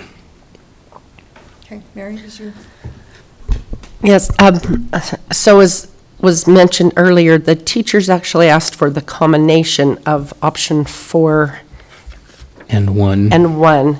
And so moving that over, and as Tyrell, they talked about the current programs, and in that meeting, it was mentioned, I believe from Brian, multiple times, or at least once, of the natural light for spaces for educating students. And one of the plans for a classroom right now was that stage area that doesn't have any storage or natural light. And so the teachers pointed out that they need an area, especially for that STEM or STEAM, that was going to be in that area. For one, there's no natural light, and that curriculum specifically needs the natural light for some of the experiments and the things they do. So that stage, or what's the other word for that? Multipurpose room. No, they call it something. There's one that not the multipurpose room, but the room off of that. Makerspace. Oh, the makerspace, sorry. Yeah. That really isn't adequate for for the STEM projects and those kinds of things. So they weren't wanting to utilize that for that particular special. And so if I understood the teachers correctly, changing the faculty lounge, they were more than willing to give that up. And then adding those 2 rooms in the middle right there would actually provide for the specials that they have right now. It's not actually extra room, but could be used. They would make do in the future with population growth to fund those. Now, the question that I think we should be asking is, in addition to, you know, is it cheaper to do it now or later, that kind of thing, always cheaper now, but do we have the funding to actually do this? Not how much will it cost, are we willing to spend another, $500,000 or $1 million? Because still, per student, the space, we're not even close to the other schools that have been built in San Juan School District for the past 20 years. We're still not providing students at San Juan or at Blanding Elementary equal space per square foot per student. So we're still way below, even with this proposed added space. And so, it was recommended in the past on all 3 of our schools to add that additional space when we're doing the construction, and not, it was never a discussion as, are we, really willing to spend another $500,000 or $1 million? It's, do we have the funds to be able to do this?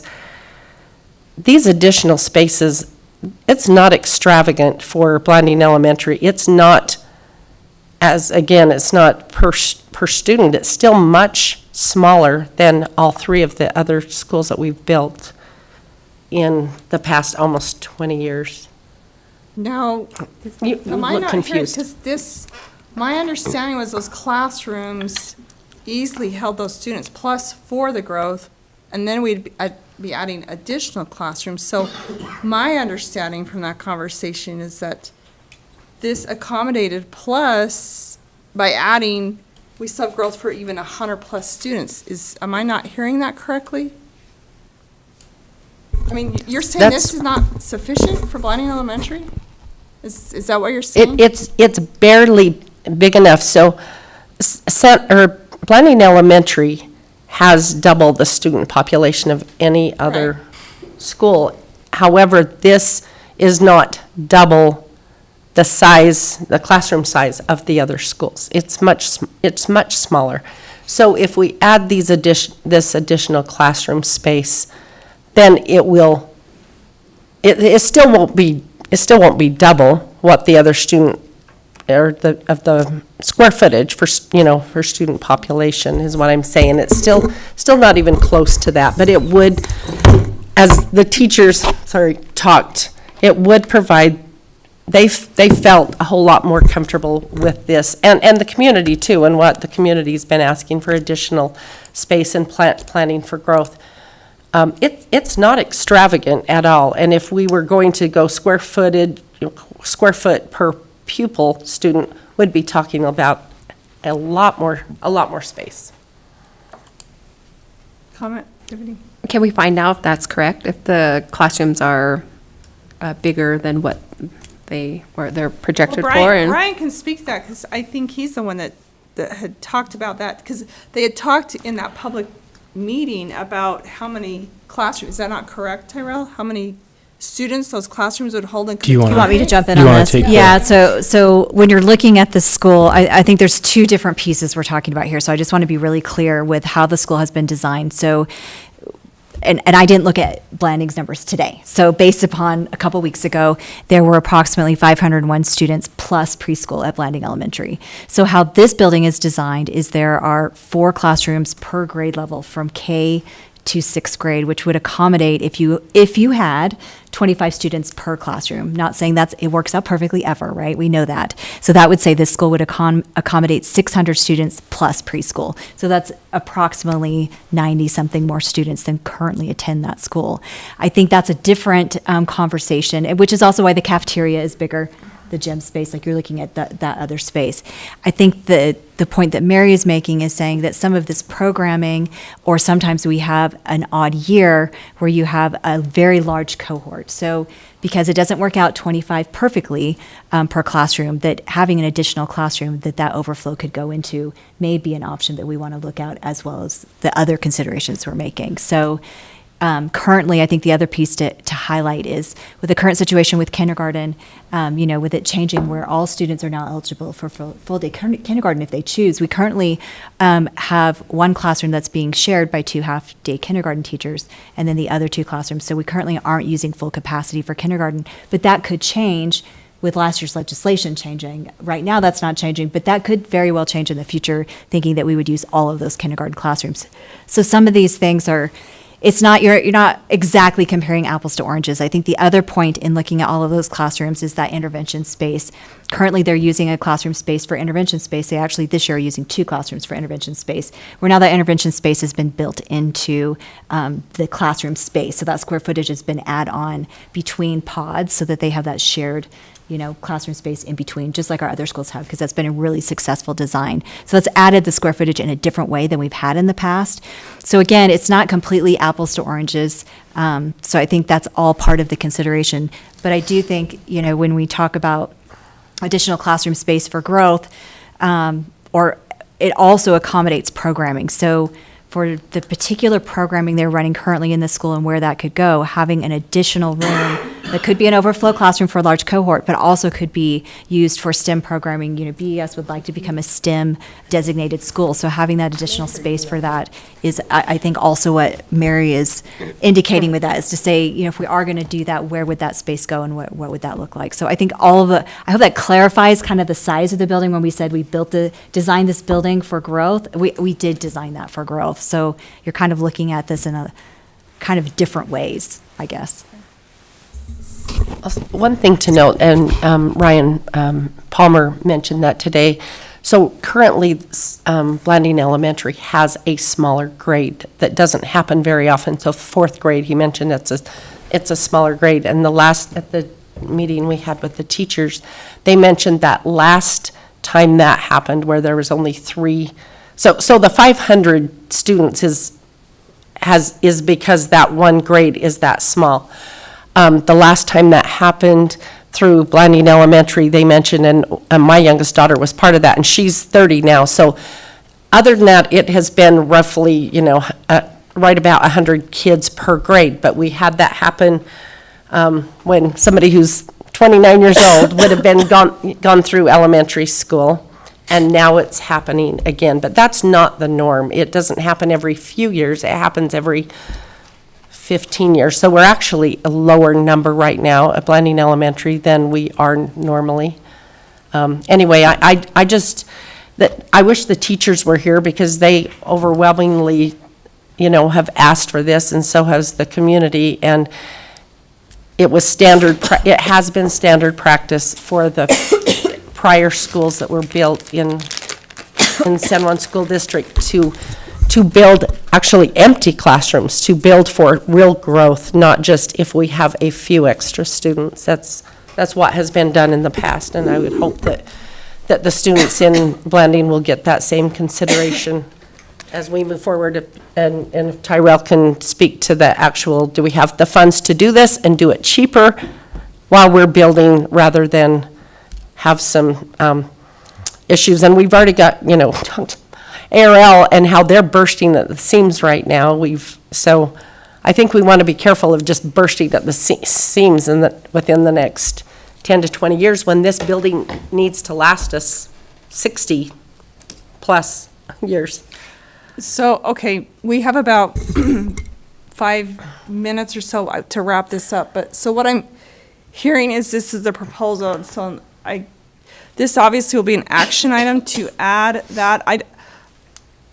I don't know if we really feel like weighing in on the options or if it should be more like Tyrell, you and the architects. I mean, because if it's really not one's more expensive than the other, then I'm kind of getting the impression that you and the committee would obviously make the best decision unless we, as a board, specifically want to decide on which option we can, or if we more deciding we want to be in agreement to add the additional classrooms based on the funding, and maybe that's kind of what we're looking to let those decisions be made with who needs to make them specifically. So if anybody wants to kind of, is that what we're feeling? Is that what we're thinking? Is there a recommendation out of those options that you would personally suggest we approve? Sorry, put you on the spot. I think it's really important for us as a school district, as a school board, to listen to what has been provided as feedback from the committees, from the community. I would say that there's definitely, with that in mind, in hearing that, I think there is definitely a need to add space. Whether or not we go with, a combination of options and selecting multiple, I would say that that's kind of a board decision in the sense that the reason it's coming to you all as a board decision is because it's going to impact the fiscal element of the project, which if you're okay, I can take a minute to kind of break down the budget real quick to talk about that, to Mary's point and question. I got the information yesterday about an expected increase in the cost from what we were originally budgeting. So with that in mind, as we look at what we have in fund balances and our revenues right now, with the building reserve and the capital fund, which are the two funds we're going to be utilizing to build this school, we are currently, sitting with $12.3, almost $12.4 million in building reserve. In the capital fund, we started the year out with $26.8 million, and with the funding that we received from the state, you add $20 million, so we're at $46.8 million just in fund balance, and then in adding that $20 million from the state. So between those two funds, and when you take those, and then you have the three projects that we've talked about for over a year now, Blanding Elementary School, and if we increase the cost of that to 49.5 or 50 million from what was originally budgeted, and then our entryway projects that we're still working on of 5 million, and then transportation that we've talked about of 2.5 million. Even with that increase, you're still left with a budget surplus. So it's not like we're in the red or anything like that. It's not like we're in a shortfall.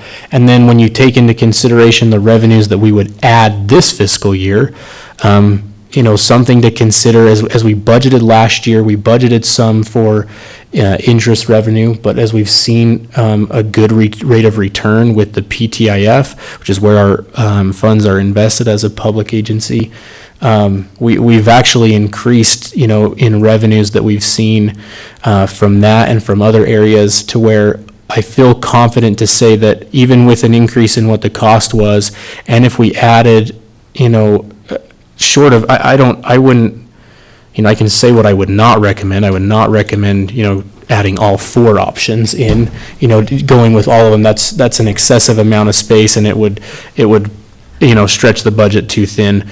But if you were to add, 2 or even 3, I think you could make it work with what funds we have available through this year's revenue and from the state granting the funds and where our fund balances were at the beginning of the year.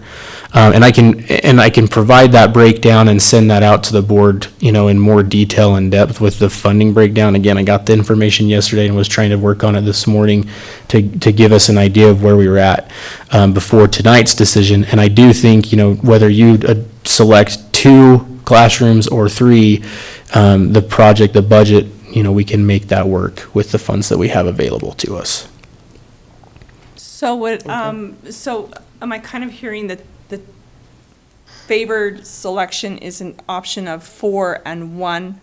Is that kind of from? That was a request from the teachers committee. They said, well, can we ask for anything? I said, well, you can ask for anything. That doesn't necessarily mean that's what we're going to be able to do. And that gives us what? Two classrooms? It gives you three additional classrooms and repurposes to a smaller teacher work area. And in moving that to the interior of the corridor. So it'd be an additional 3 classroom spaces. They also actually liked option 3 as well. They wanted all 3 of them. But from what I'm hearing from the architect, the interior redesign is actually going to be more expensive as opposed to adding option 4 and option 3, because there's not as much interference with the interior stuff that they would need to change. Is that true? The challenge with doing option 4 and option 3 is it begins to push that center wing too far into your play area, and it would start to compromise the play field. Okay. Because they're not, being shown on the screen at the same time. Option 4 would push that wing another 30 feet to the west. And so it was a conversation of, well, if we're okay with option 3 pushing to the west, and okay with that 30 feet, and we looked at the site and how that might adapt to work. If we're okay with that, then we can actually get 2 with that same kind of push to the west. Okay. So I think 4 and 3 would start to present a problem on the site, and you start to eat into your play area. But I concur with Brian. You can see that if you go to that sheet, you can see how it pushes it a bit. Right? Is it 4 and 1 that they? But I believe it's yeah, 4 4 and 1 would kind work. of finally asked for. Yeah. That was their. Okay, because 1, we go to the side of that Right. hexagon or whatever that is, and the teacher's on, and the gym then down. 4 just adds in that middle. Is that correct, if we're seeing that right? Right. Okay. So That's correct. And Tyrell, you're pretty confident that the budget can handle Yeah. that combination? Yeah, so I'll add one more thing to maybe complicate everything a little bit more, because that's what I do. The other element of it is, all of this is, this project is addressing a major need that we have in San Juan School District, but our needs list is endless. And so, yes, can we accommodate it within our budget and our funds? Absolutely. I mean, I would feel comfortable and confident saying we can, barring some catastrophe. But then the other element of this, as we talk about needs and wants, what can we address that meets all of our needs? And if we go and we push this to say we're going to do 3 or 4 classrooms, it's taking dollars away from other needs that are across the district. So I definitely think you need to consider what the public has provided as input for this project, and I'm supportive however we want to move forward. But that's another element to maybe complicate things. Is we heard from two principals today, also in the Blanding community, of issues that they have that are also capital related.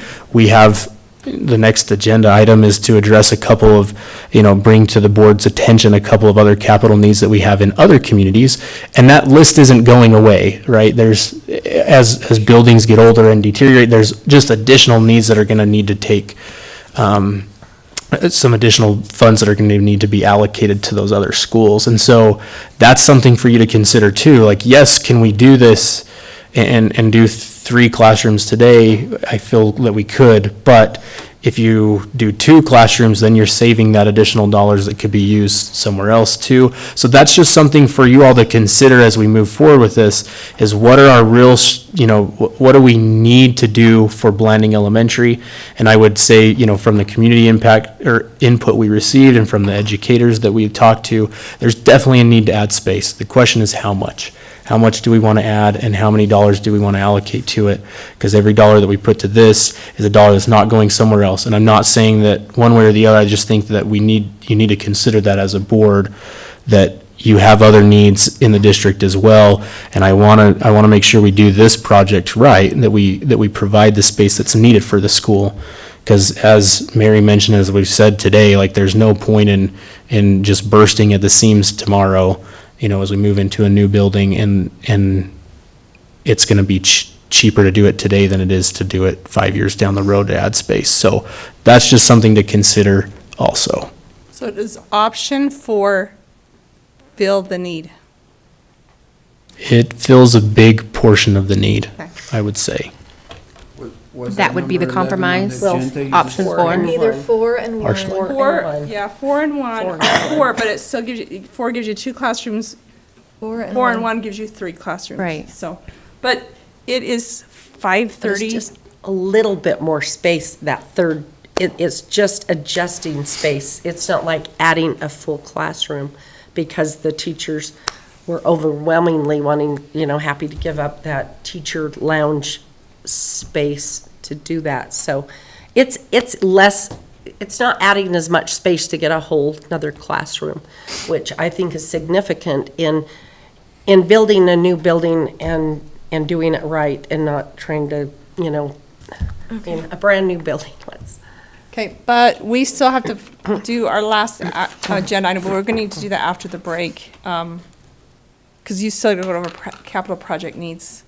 So we'll need to do it. So we're going to break. It's 5:30. Thank you for joining us, MHTN group that we love to work with. Thank you. Pleasure. Our pleasure. So we'll break. We will come back, we'll have public comment. We will get back into this and hit the capital needs probably, which will probably help lead us in this direction. Okay? Thanks.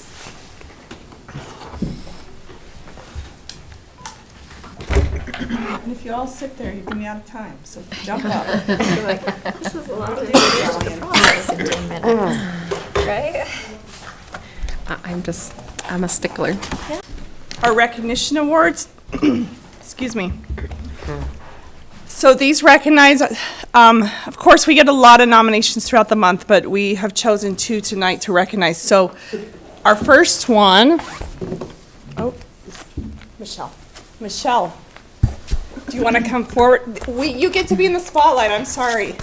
You get to come clear to the front. And you get to face your family and support group. That's awesome. All right. Now, what I'll be reading was written by Ryan Palmer, principal at ARL. Michelle Christensen. Michelle has made a huge impact as a new teacher at ARL. She has worked incredibly hard to get to know her students and build a strong rapport with them. She has found ways to reach and motivate students that others have not. On top of that, Mrs. Christensen has emphasized reading instruction in her classroom this year, and it has paid off. Her students show significant lexile growth from beginning to middle year. Michelle is a valuable part of our staff, and ARL is fortunate to have her. Congratulations so much, and thank you. Thank you so much. Thank you. We'll do a picture of the Oh, sorry.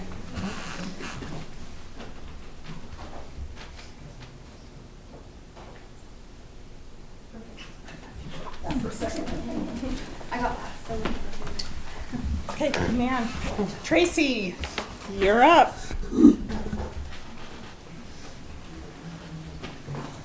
Tracy is leaving San Juan School District, sadly. She's been with us for how many years? Plenty.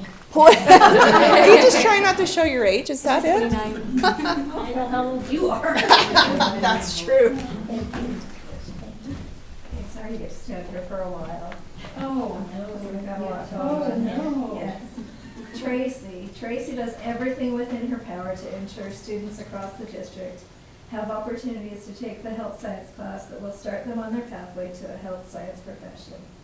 We are thankful for the time she spends working with USU Blading to provide district students with concurrent enrollment opportunities, and that was Jeannie Carpenter. From Melanie Holiday, Tracy works hard with the freshman mentor program at SJH. She cares about each one of the students and tries her best to help them be successful.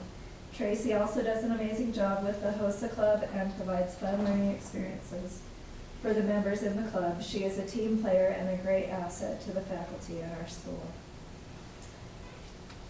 Former student Reagan Workman says, as one of Mrs. Johnson's students, she always treated me with kindness and genuinely cared about my success in all capacities. She made learning so fun, and her class was always one I looked forward to. She is someone who pushes you to be better and work harder. She has left a lasting impact on my life in numerous ways. Yes, absolutely.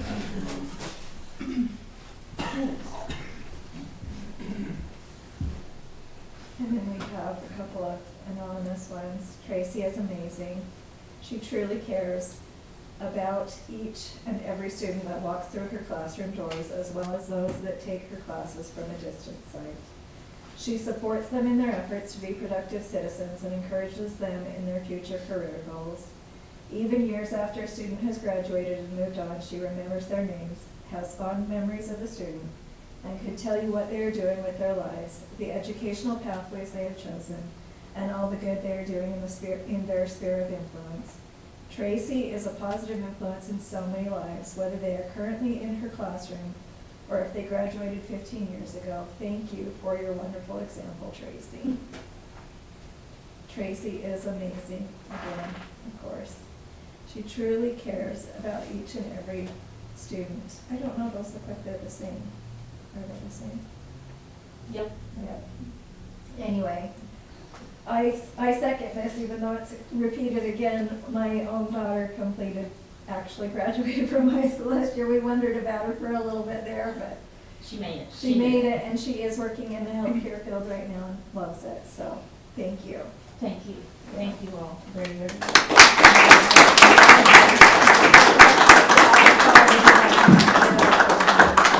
Thank you very, very much. That's very nice and humbling. And well deserved.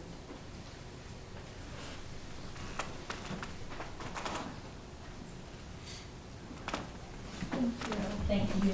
Thank you. Thank you very much.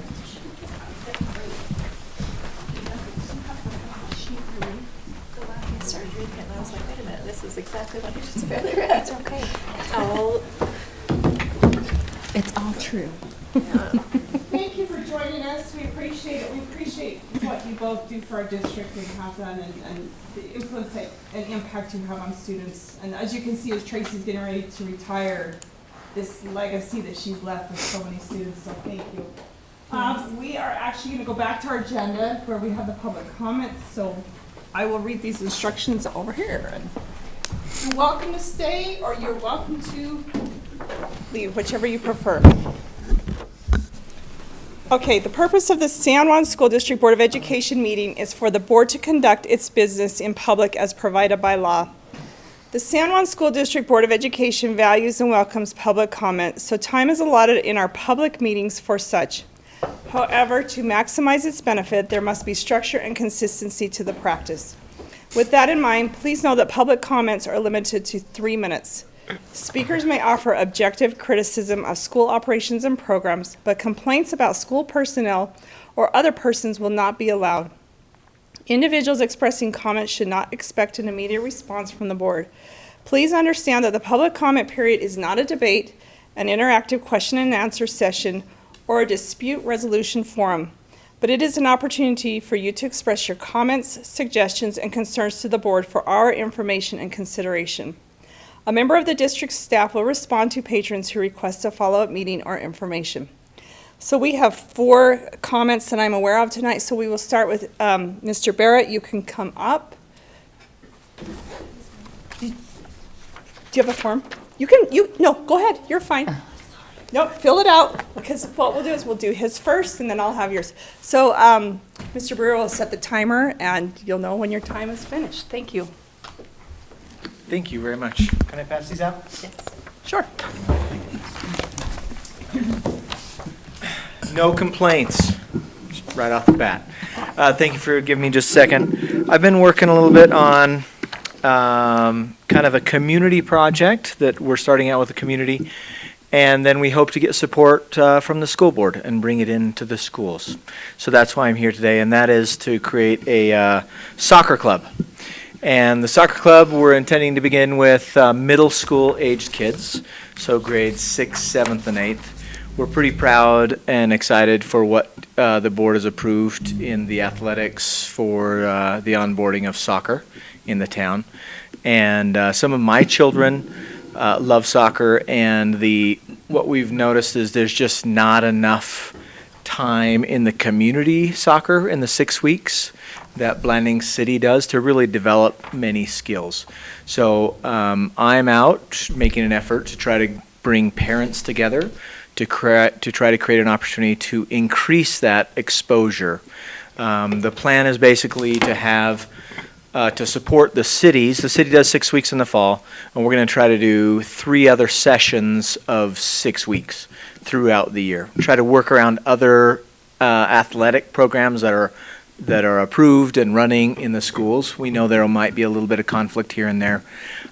We've visited with Principal Ryan Palmer, and he's encouraged us, and we're excited to work with him, as well as possibly working with the city on their fields.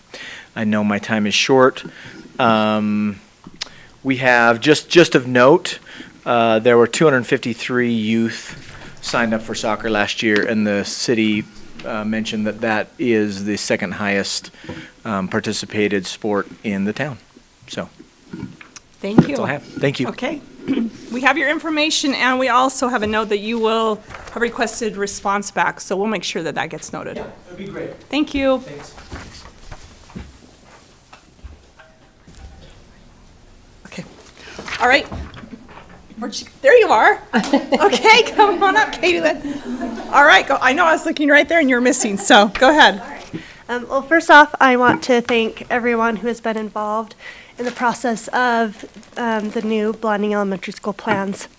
I know it's been a lot of work. Thank you, Tyrell. I know you've done the majority of the footwork on that, and that has not been easy. So I wanted to say thank you. And I also want to acknowledge that the majority of the input that we have asked for when we've seen the different plans has been implemented. So I appreciate that. And but I do want to express and make sure that it is heard that Blanding Elementary does need extra space. Sorry, I don't know why I'm getting emotional. The purpose of getting those 3 extra spaces is to make sure that we have enough space, not just for future growth, but for current. I know it's been looked at many times, but the current amount of rooms that we have in Blanding Elementary School does not equate to what's on the plan right now. So we would be 2 classrooms short of what's currently at Blanding Elementary School. And we do utilize those classrooms. We utilize every single one of them. And they will be utilized in the new school as well, for different purposes, for STEM, for pretty much anything you can think of, it will be utilized. So getting 3 classrooms and having 1 extra more than we currently have, I think is a big deal. And I know that a lot of the teachers feel that way too. So I hope that you take that into consideration and really ponder that. So thank you. Thank you. We appreciate your willingness to come and address us. All right, Eva, you have the floor for the 3 emails.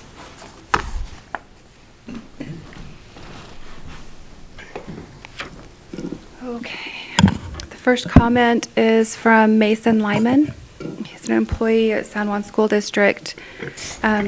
It states, "Dear board members, it has come to my attention via community members that those in the local building community are concerned about building such a large building on the particular land chosen.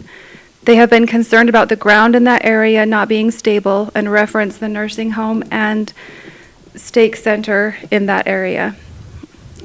They state that their foundations have sunk or are continuing to sink, requiring repairs and special drainage added around them. It is my understanding that some of them have reached out to personnel at the district and board members about these concerns, and we are told that engineers will do their job and make sure that it does not happen to this building. Is there some way to have an insurance policy against whatever is designed so that if there is a problem, that the school district is not responsible to cover all the costs to repair or fix the problem?" Mason Lyman. The second comment and third comment are from Karen Lee. They're 2 separate topics, and she's an employee with San Juan School District. "I would like to comment on the Blanding Elementary School. Board members, thank you for being willing to listen to other options for our new school. The current plan for our new school will be less classrooms than we currently have. There are years when we have had need for 5 teachers in some grade levels. The current plan does not allow this. It doesn't happen that often, but it does happen, and we need to prepare for those situations. I have been teaching for 19 years, and this has happened 3 different times with another time that it should have happened. We need a classroom for each of our specials that currently is not in the plan. There isn't a space for the different programs that come into our school. This is what is needed in order to function and give our students the education they deserve. I am so grateful to get a new building. However, I think it is best to build one that will allow us to have growth. Let's build it right to start with. Thanks again, Karen Lee." And her second comment states, "School board members, we are currently in a basal adoption year. A team of teachers voted on the CKLA option over the Wonders program. We currently have Wonders, and the new Wonders isn't too much different than what we currently have. The CKLA texts are much more engaging for students. Please make a quick decision so that we can get the materials we need before summer starts. That way, since some teachers have summers off, we can prepare to teach when school starts. Thanks, Karen Lee." Okay. Thank you. Okay, I think that is it for our public comment. We are going to jump back up to our regular board discussion items, and we're going to finish up with number 11. So we'll turn the time over to Tyrell for capital project needs.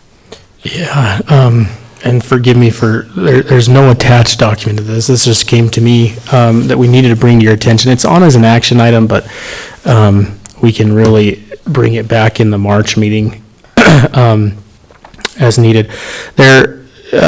Tom has brought a couple of requests to us, that we've addressed, and they've been on capital list for a long time. One is Montezuma Creek Elementary School's playground. We know for sure at least a big portion of it is original to the building, so that's 40 years plus that playground was there. And so that playground is in dire need of improvement and replacement. Not improvement, needs replaced. That comes from risk management doing their playground reports. There's just so many issues with the existing play facilities, and that needs to be addressed. Ideally, we'd love to address it this summer. And so again, this is just an informational item really at this point for you to consider. And I'll give you a little more detail that, as we've looked at some of the options to replace that, we're looking, anywhere from $175,000 to $275,000 to do that replacement of the playground there. And when if you want to take action tonight, you can. I would probably recommend that we wait until March because you don't have all the information here, but I just want to make sure that you're aware of it now to be thinking of. So there's that one that we're looking, we could be around $200,000+ for the Montezuma Creek Elementary playground that needs to happen. The other one is Navajo Mountain High School, HVAC units. Are original to that school as well, so we're talking 25 years old, and we've had some of those units that are on their last leg. We're getting them to kind of go along. We've got the gym is the real priority and real concern in that it's currently only operating on one of the 2 units that's over the gymnasium, and it's functioning at this point, but that's going to be a need that we need to address.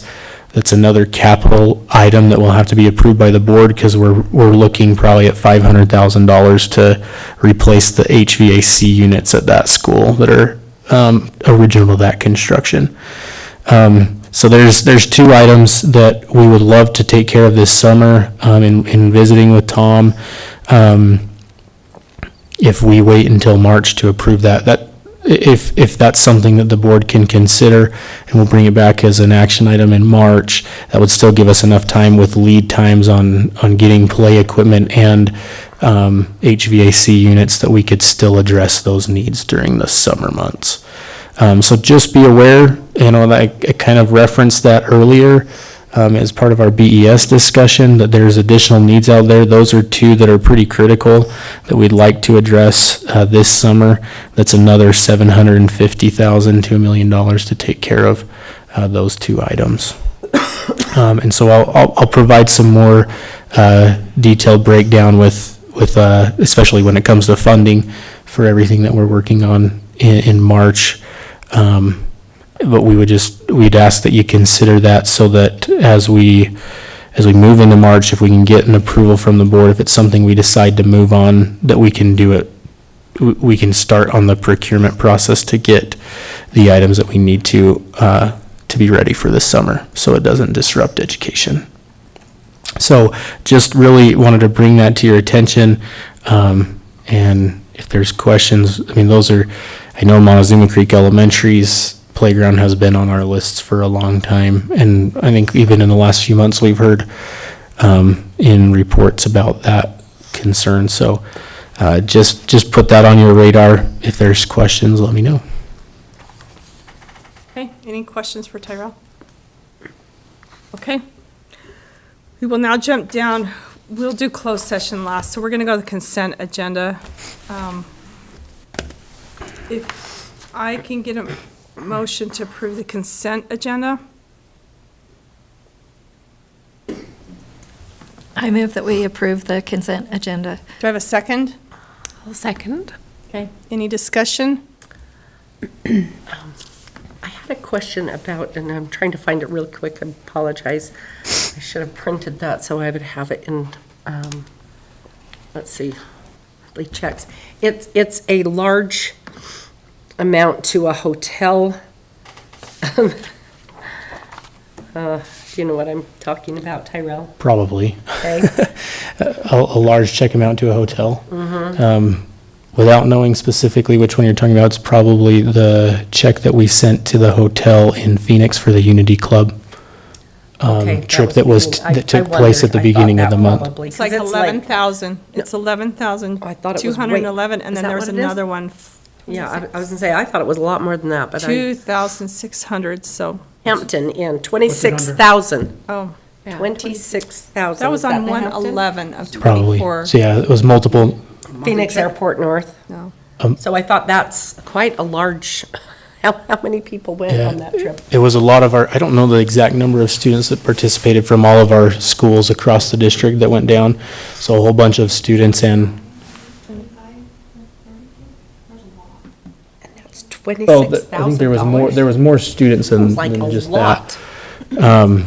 There was more than 25, I think that was one, I don't know exactly the number of students and staff that went down, and participated in that. I can follow up, but how many rooms and how, what was the nightly price of those rooms? $26,000 for, was it one night, 2, 3, 4? No, 5? it was Okay.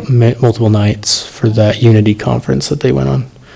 The ACE grant was a part of.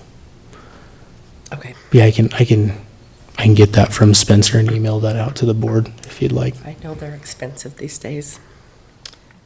And then, did we get the rest of the 150-mile forms on Monticello High School? Eva was reaching out to them to see. Okay. But I think, looking just at the dates, I think we're going to be okay. Okay. We can do it in March since it's such a quick turnaround on the Okay. meeting date. Sounds good. Okay, any other questions on the consent agenda? I have one more question about the 150-mile form. Just when we're traveling all the way, and I'm looking at San Juan High Schools, and probably for this year, but in the past, we had discussions regularly about going out of state. And where we live in the Four Corners, it makes a lot of sense to go out of state to the Four Corners area. But there's a lot less coverage from state risk management when we're outside of the state. And so there was always a caution, years ago to not travel unnecessarily out of state, i.e. to Mesquite. Because if there's an accident out of state and we've traveled that far then I think the cap is like $100,000. Is that still correct, Tyrell, or what can you tell us about how that works when we have any kind of an accident outside of Utah? I mean, it's a huge, huge liability for San Juan School District. Can you talk to us about that, or maybe next month? Yeah, I don't know the specific details right now. I know that's a concern. The state risk management always encourages us to travel in state as much as possible. It's not, we travel out of the state to get to Navajo Mountain High School. Yeah. And so we're kind of in a unique situation, and risk management's well aware of that too, that we are in this. Change the coverage, and so No. I'm not arguing the Four Corners, or I don't even mean to use the word argue, but I'm not referring to the Four Corners area because that's just natural that we would travel out of state in Four Corners. But when we continually go to Mesquite, is there something that in the future, next year, that they can plan to go to in-state so that we don't have such a big liability for a tournament like that when we're traveling 450 miles to have more liability than less? So anyway, that was, Yeah, we can add an out-of-state risk management update to the board in March's meeting if you'd like. I guess I shouldn't speak for the board. But yeah, it's probably important for the board to understand how that works, and then also to encourage San Juan High School if they can find a different tournament, and maybe that's all there is. I don't know. It's just a question. So I think we can definitely follow up with them on that. I do know that oftentimes when you're looking at those particular tournaments, they're going to Mesquite and St. George are huge tournament So warm. areas.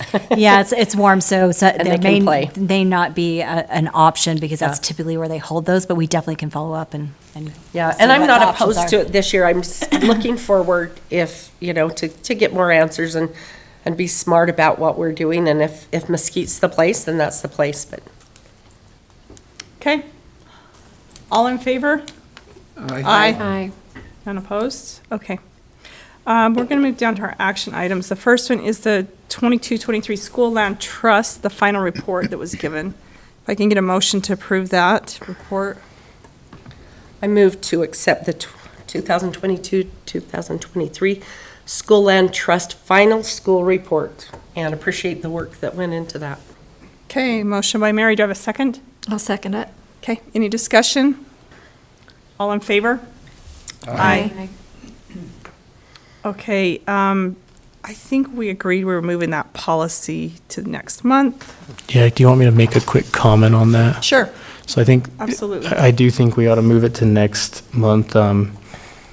I really think that it should read during the regular school day at the end of that sentence that Mary pointed out. Oh, I reviewed the model policy from USB, and it even includes the during the regular school day language. So that's just something that we need to make a change, or that would clarify. unless we feel pretty confident about the rest of the policy, it would be possible for us to approve the policy with the change of that language on that one sentence.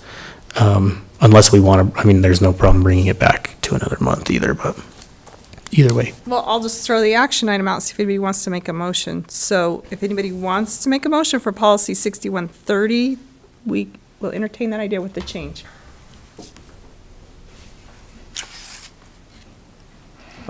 Well, I move that we refer the policy back to the policy committee to clarify the wording Perfect. on the prohibition to exclude, just so it can have a little bit more discussion in that context. Okay.